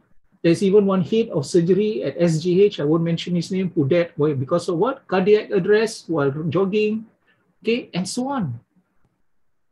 So you want to run when you're not healthy? Good luck to you. Okay, I'm warning you. Good luck to you. Some people, they're not healthy, then they go and join gym membership.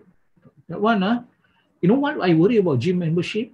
They don't tell you the truth, that's one. You will get injuries, that's two. Third one, because you paid so much for it, you will stick to it although you're suffering from it. Because you don't want to admit that you've paid a lot of money for a lot of rubbish. Okay, and then you will get damage in the process. This, I delete his name. Okay, this is the son of a famous Singapore international football player. He himself is an international footballer. He died of a heart attack just soon after he retired. He was still slim.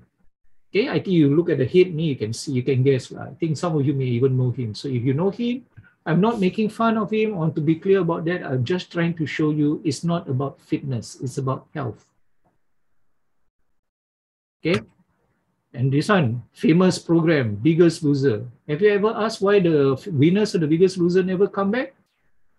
No, at least American Idol, they bring back past winners, what Ruben Stoddard or whoever that girl is, I can't remember. Okay, to sing again, and you can see, oh, they sing very well. Okay, but Biggest Losers, the winners they never come back. Why? Because many of them regain their lost weight quickly. So that is, in other words, that is not the way to lose weight. And on top of that, scientists have actually confirmed that when you lose your weight through that kind of method, excessive exercise and so on is actually dangerous. Your body metabolism, instead of getting better, it will go out of whack totally. And then you have to work even harder just to maintain your weight. Okay, because it tends to want to go up again very fast. Okay, so that's why they never bring back these people. Most of them became sick again, they got injuries and so on. They have actually agreements with the producers of the show that they cannot reveal what happened and so on. So some of them, after a while, they get fed up, they talk about it. Okay, so this is not the way to do so also. Okay, it's very dangerous. And then there's of course those who likes all those magic bullets, I call them. Okay, okay, that means you eat one thing, wow, you get better. And then you watch Dr. Oz, Dr. Oz will tell you of all kinds of things. You do this one thing, you get, or you buy this supplement, you get better. Okay, Mehmet Oz. Okay, or any other thing. You see it on Lazada, on Shopee, all these supplements, and you see all the MLMers, all right, selling all their supplements, same thing basically. Okay, and we like this approach because we think I just need to do a very simple thing because we are lazy, right? Just do one simple thing, just eat this tablet, I will lose weight. It doesn't work that way. Seriously, it doesn't work that way. I was in the MLM, and this one, I'm doing this sharing is somewhat like a kind of paying my penance for trying to sell MLM products in the past. Now I realize better. That's not the way. It's like you have a silver bullet to kill werewolves like that. Okay, it doesn't work that way. Okay, it reflects a reluctance to take the problem seriously, number one. And you're looking for an easy but unrealistic solution. And then most important is that you do not actually understand what is going on, what is actually good for you, and you do not prioritize what is the most important thing that you should do first. So like, for example, people say turmeric is good. Yes, it's got antioxidant properties and so on. Honey is good. Yes, it's good also. But is that the thing that you should prioritize? And this is where I talk about the sunnah. Okay? People always talk among Muslims, they say, hey, you should take goat's milk. No, not cow's milk. Cow's milk is bad. Goat's milk is better. You should take dates. No, the Prophet eat dates. We should take honey. Honey is good. No, not the artificial one, but the pure one. Okay. Habatus Sauda. Very few talk about vinegar actually. Actually, the Prophet also mentioned vinegar is good. So then the question is then, why is it when they take all these things and yet they are not healthy? But if you ask them, they always say, oh yeah, it's got some benefits and all that. But it's all in the mind, They can't prove it. It's like you pay for something already, You pay for something, okay? Then you have to say it is good. Otherwise you sound like a complete idiot, right? Correct? Okay? You've been taking this for years. You want to admit that you were an idiot? Not very easy. Okay? So it doesn't really work that way. So what is it that is the prophetic way? Well, I'll share with you. First, that verse in the Quran, okay, that I quoted to you down there. Okay, so about halal being what permissible, good, right, and so on. Then you look at this, the hadith from Muslim, okay, where the Prophet did not satiate his family with wheat bread. That means wheat, gandum. What I talked about just now, cereals, grains, they're bad for you. He doesn't feed his family with that. Okay, hardly. Then this one also, you see, lifted our governments to reveal stones tied to our stomachs. What does that tell you? It means that what? The Prophet is actually hungry most of the time. Don't talk about fasting, no. I'm talking about being hungry most of the time. Because we know usually whatever food, whatever he thinks he has in his house, usually he would donate it to other people. Okay, so he himself, his method is actually, he is always hungry most of the time. Yes, he does have what we call makan besar feasts and so on, but that is only occasionally when he is with the important people and all that. When they're okay, then he has a feast. Okay, out of respect for the host and all that, so he will eat what they give. But most of the time, it's like this: hungry. Are we hungry? Let's be honest. Are we hungry? Okay. And then this one, okay, most satiated will be those who eat too much. You'll be belching, burping, and so on. Okay, so this is the way of the Prophet actually. And then this other hadith also, you can see, you can read yourself. He doesn't get food from bread, okay, and he says here meat, unless he was eating with people. Okay, so you don't eat too much protein, okay, but you can eat what fats and so on. You can, but between you can see just now also he doesn't take what bread or flour, okay, and so that shows you that carbs is already pretty bad. Okay, then this second one, you see, he had only low quality dates to fill his stomach. And we always talk about breaking our fast in the way of the Prophet, right? Eat dates, 3 days maybe at most, 1 date with water, okay, that kind of thing, right? But then after that, we eat a whole mountain of food after that. And then we say, we are following the sunnah of the Prophet. Really? Really? More like auta, huh? Correct or not? Correct or not? Auta, right? Bluff, right? We're bluffing ourselves, right? We're actually eating a mountain of food. On top of that, we have what? Dates. And then we wonder why we're not well. And we're supposed to be the people who fast, no, as an ibadah. And yet we are, just now I told you the statistics say 1 in 2 Muslims are diabetic in Singapore or Malays. And we proudly tell people fasting is good for you, it's healthy, blah, blah, blah, blah, blah, and so on, right? Correct? So where is the health? 1 in 2. Okay, some people say those fellows they never fast, maybe. Really? Let's be honest. You see the people who fast also, you see what they eat. Like I say, the best description of it is a mountain of food. Mountain of unhealthy food. Okay, and the last hadith, did the Prophet ﷺ eat white flour? And his companion said the Prophet ﷺ did not see white flour until he met God. So that shows that he hardly touched flour. Means grains, wheat. Okay, from At-Tirmidhi, and so on. Okay, and then this one, spend the entire day suffering from hunger. Could not even find the worst dates with which to fill his stomach, from Muslim. Okay, right? And then the companion of the Prophet, okay, Ibn Umar used to say, what Ibn Umar, this is not the companion of the Prophet, okay, this is the son of Umar, right? And he would say that, okay, about eating too much, okay? Because why? The Prophet said, a believer eats in one intestine, is satisfied with a little food. There you are, that's what I said. Eat until full, not eat until bloated. Okay, just now about belching and all that. And a kafir unbeliever eats in 7 intestines, like a cow lah. So are we behaving like a kafir or like a Muslim? Ask ourselves up. So when the Prophet doesn't eat a lot, he's mostly hungry all the time, then it's okay for him to eat what? Dates, honey, and so on. Because these are occasional things. You understand not? These are not regular things. So this is how you reconcile. When I talk about this, Muslims always, but the Prophet eat like that, you eat honey, and you say cannot eat sugar, cannot eat honey, and all that. But you look at this, does it make sense now, what I'm saying? You're not contradicting what the Prophet said, no. So in other words, what I'm saying is, you must know. Okay, if you look at this, what is the core food practices that you must have? And to me, the core is basically get rid of your carbs and sugar. Then the good to have is at the periphery. That one you can do if you have your core already done properly.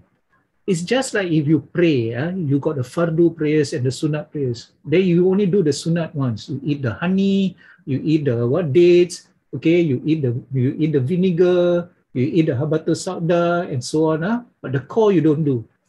Okay? So it's like, you do all your sunat prayers, or you don't do your fardu prayers.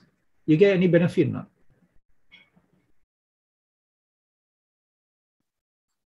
Do you?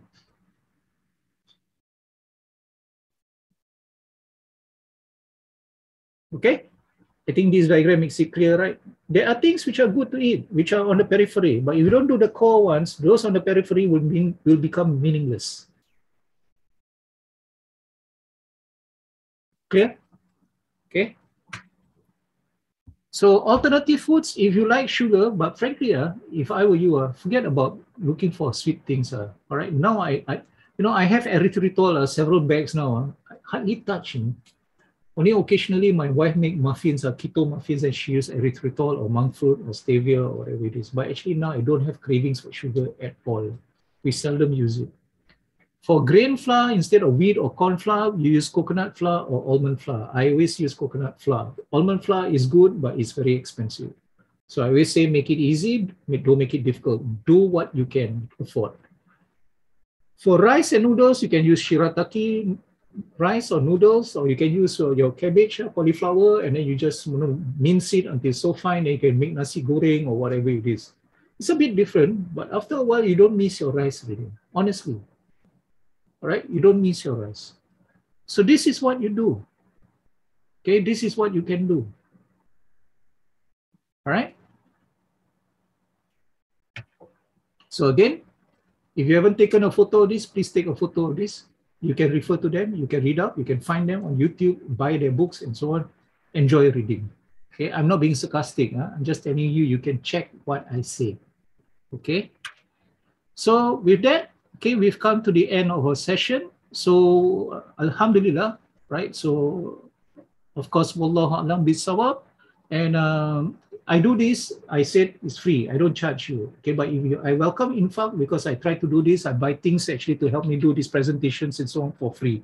I'm also trying to do videos online, okay, where I can share to the not only to the Muslims in Singapore, but the whole world. And I'm also trying to get it translated also so that I do it in English. Then after you can get automatically translated in Chinese or whatever the other language in the world there is, inshallah. Okay, so I'm using that. Okay, that's so if you want to donate, please feel free. You can either donate to that through with that scanner. All right, you can just scan that number, that QR code. All right, and you can just donate it. The other thing is, what do you do after this? You can actually join my keto group, which is on Facebook, the Halal Keto Intermittent Fasting SG group. Okay, so these are the things. I appreciate you all been spending like 2 hours here with me. Okay, almost 2 hours. So now, if you have questions, okay, then I will just stop here. Okay, all right. So Alhamdulillah. So we have finished. So. All right, so the chat. Okay, any question? Okay, no question in the chat. I haven't looked at the chat. Then I only see what no, simple, interesting, good analogy. Alhamdulillah. Okay, questions? Maybe I can take 15 minutes or so. If we cannot answer everything here. I'll be very frank with you, okay? And so maybe if you want, you can join my Halal Keto group on Facebook. Right, and then maybe you can post your questions there and so on. I may hold future courses and so on. And I've said before that this will be the last, perhaps, of my free ones. I don't know. I haven't really made up my mind because there have been many people who signed up and then they don't turn up. I don't know whether because it's free or what, so I don't know. So, okay, Salam Cikgu, Iskandar here. What are the signs of ketosis? Bad breath. Okay, I told you right. You're fasting, when you're fasting, you have bad breath, that's ketosis taking place. Okay, of course, they also now you see on Facebook, they're advertising something where you can breathe into it, then you know whether you're in ketosis or not. Please lah, don't waste money lah. Keep it simple. Just smell yourself. Or ask your significant partner or whoever it is to smell your breath. That's bad breath. So that's ketosis. The other thing is you're in ketosis when you're not hungry. Most of the time you're not hungry, then you're in ketosis. Okay, then the next question, will you get diarrhea? I will tell you no. Okay, you won't get diarrhea. I told you, in fact, I said, right, I didn't get stomach cramps. I didn't get like what gastric or whatever it is. I think I mentioned that just now. You won't get that. But the first 2 weeks, some people less, some people a bit longer, okay, because your body, remember, your body is working on carbs engine, sugar engine. So it needs to make the transition to fat engine, okay? So during that transition, you may feel a bit awkward, you may feel a bit weak and so on. But don't panic, okay? Don't panic when that happens. That is your body just transitioning. So some things must adjust lah. Of course, 20 years, 30 years eating rubbish and then you're going to something healthier. So sure got some side effects, okay? So even like my A student from this webinar, they also experience some funny things. And I tell them up front, I said, look, I know you are eating good food. That one, I am very certain. You are really eating good food. But you see some strange reactions. Don't panic. Okay? Because that is bound to happen. Your body is adjusting. Just continue. Then they continue. Then after that, they reap the full reward of actually continuing and persisting without giving it up. I had a friend who gave up because why? He got some rashes. And he's got a family of family members who died of heart attack. He himself is very big. Okay. Then he got rashes, then he panicked. Because of rashes, he stopped. Because he said, well, I do keto, I get rashes. Come on, are you going to die from rashes? Okay, but you're going to die of heart attack, probably. So this is where we have to learn to weigh, right? You have to trust. To a certain extent, you have to trust me and trust Allah. And like I say, if you don't trust me, you can always go and read out all those fellas that I listed just now. Okay? All right? Go and do it. Okay? Right? So, okay, for the person from Australia, thank you so much for coming. I'm sorry I kept you to 12 midnight. Okay, but if you have questions, you can always join my keto group on Facebook. Right? So drinks like tea and coffee, they are fine, except that some people say they will keep you awake. That's about it. It won't cause you high blood pressure. Neither will salt cause you high blood pressure. The one that causes you high blood pressure is your sugar. You know why? Because, like I say, when the sugar inflames the arteries and so on, it gets clogged by the cholesterol. The fireman comes, block the roads. And when he blocks the road, then the pressure the blood flowing through that small gap, the pressure increase. That's how you get high blood pressure, and eventually that's how you get stroke or aneurysm, bleeding. Okay, all right. So coffee and tea, I drink it all the time. Okay, and somebody asks, oh, what about coffee with butter? Because the idea is to add fat. So if you drink coffee with butter, you can actually skip one meal. Okay, and this is a traditional form of coffee drinking at the Chinese coffee shops, traditional coffee shop. Their coffee would come with butter, right? But we forget, because why doctors say butter is bad? Cholesterol, high cholesterol, you die with it. So because of that, nobody drinks with butter anymore. Okay, but it's actually called bulletproof coffee. And you go on the internet, you can find all kinds of recipes for different types of bulletproof coffee. The idea is to add fat. Okay, but if you do drink that, you can skip one meal actually. All right. Okay, next question. Do I need to incorporate IF doing keto? Okay, like I said, if you eat properly, that means you eat keto way, you eat when you are full, don't eat when you're not full, you will automatically go into intermittent fasting. You know what I mean? Not so. What I'm saying is, don't start with intermittent fasting. Some people do intermittent fasting but eat rubbish. It is a better and more natural way to eat properly, keto way. Then you feel full. Then, naturally, you don't feel hungry. Then before you realize it, hey, actually, I'm only eating once a day.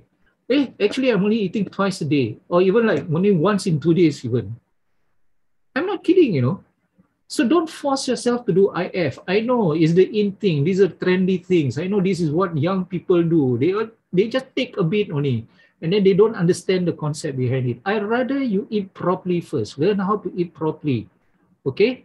Learn how to eat properly, then automatically your body will tell you you have enough food.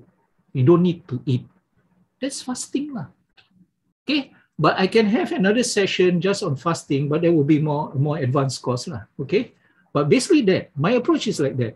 Remember, I said make it easy, don't make it difficult. Don't start with fasting lah. That's why you see we all start fasting in Ramadan. We start thinking of food. Why?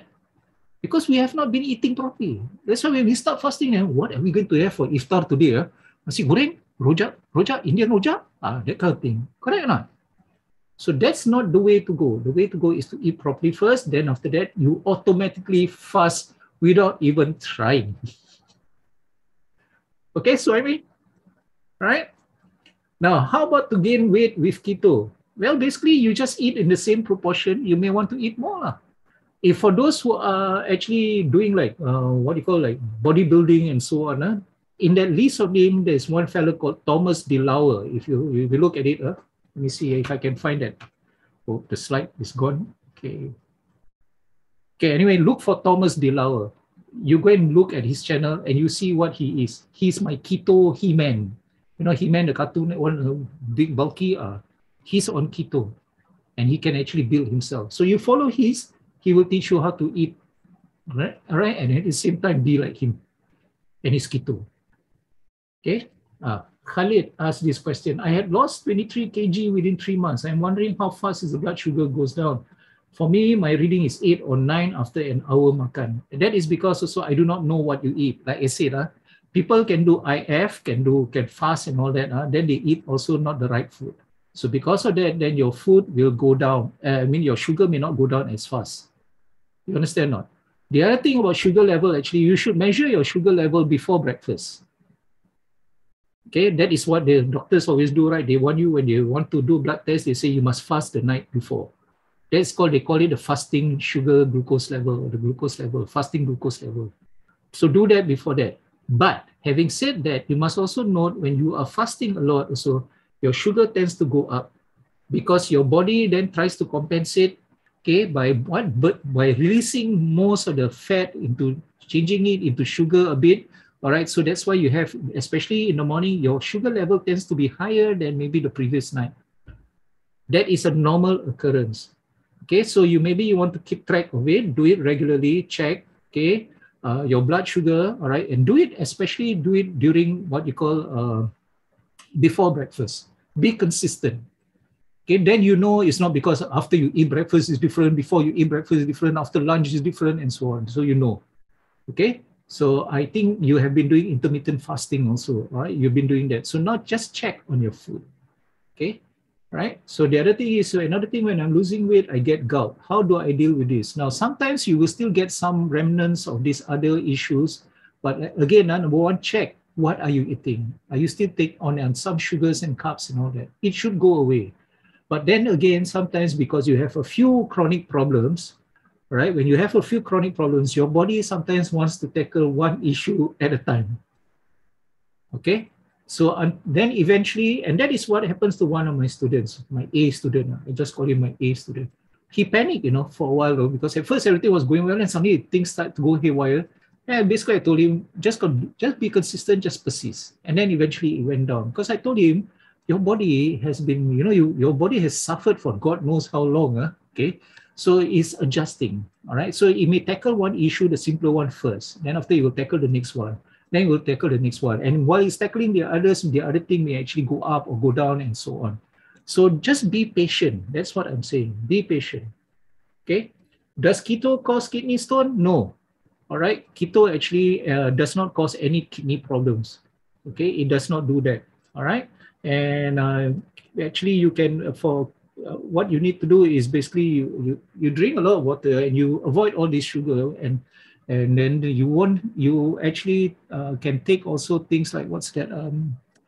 I can't remember what it is, but basically, no. All right. Basically, I can tell you that, all right, keto doesn't give kidney problems of any sort. And I've known of 2 people who have got kidney problems, even on the verge of dialysis and all that, who has been able to reverse it, and now they're not in danger of dialysis at all. Okay. So Khalid, I will get in touch with you again, and I will share in this his question, the answer. All right. Actually, I've shared already on my Facebook page about kidney stones and all that. Okay. Okay, good. That means we need to cut sweet drink, right? Of course. Haram. Okay.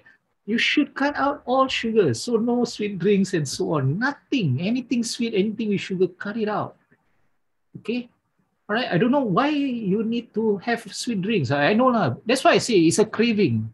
It's your dopamine at work. Okay. When you take sugar, you have a sugar high. You feel good. Then your dopamine is released. You feel good. Then you want that repeated over and over and over again. And that's why it's an addiction. Okay. So avoid it. Okay. Like I say, all addiction, go cold turkey. You want to drink once in a while like that, you will not cut off your addiction. Simple as that. I assure you, you won't die, insha'Allah. Okay. All right. Any other question?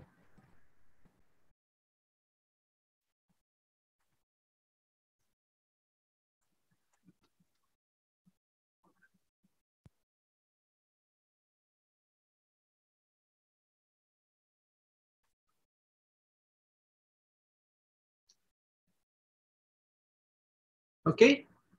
So if there's no question, all right, I thank you all for your attention. And like I say, if you want further help or whatever it is, all right, we can try and work that out. Okay, for a start, you can join my Facebook group, all right, which I already gave you the name just now. Okay, right, my Facebook group. And yeah, and also I'll be sending you occasionally messages through the email telling you of forthcoming workshops or whatever it is.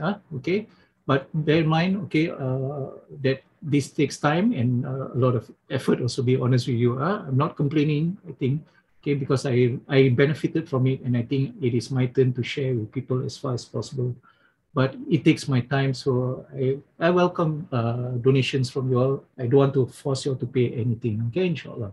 So with that, Allah bisawab, may Allah bless this session, may you benefit from it, and not just become mere information that we don't act upon. All right, and so with that, wabillahi taufiq wal hidayah, wassalamu alaikum Wait. There's another chat question. Brown sugar, any sugar, brown, pink, blue, whatever. If you can find green, so don't take any sugar. Okay, don't take. Okay, all right. Any sugar, any milk, don't take. Okay. Any bread they call whole grain or what healthy or not healthy or whatever it is, don't take. Okay, so you must recognize what is sugar and what is carbs. If it's sugar and carbs, don't take. Simple as that. Okay. All right. So with that, wabillahi taufiq wal hidayah. Assalamualaikum warahmatullahi wabarakatuh.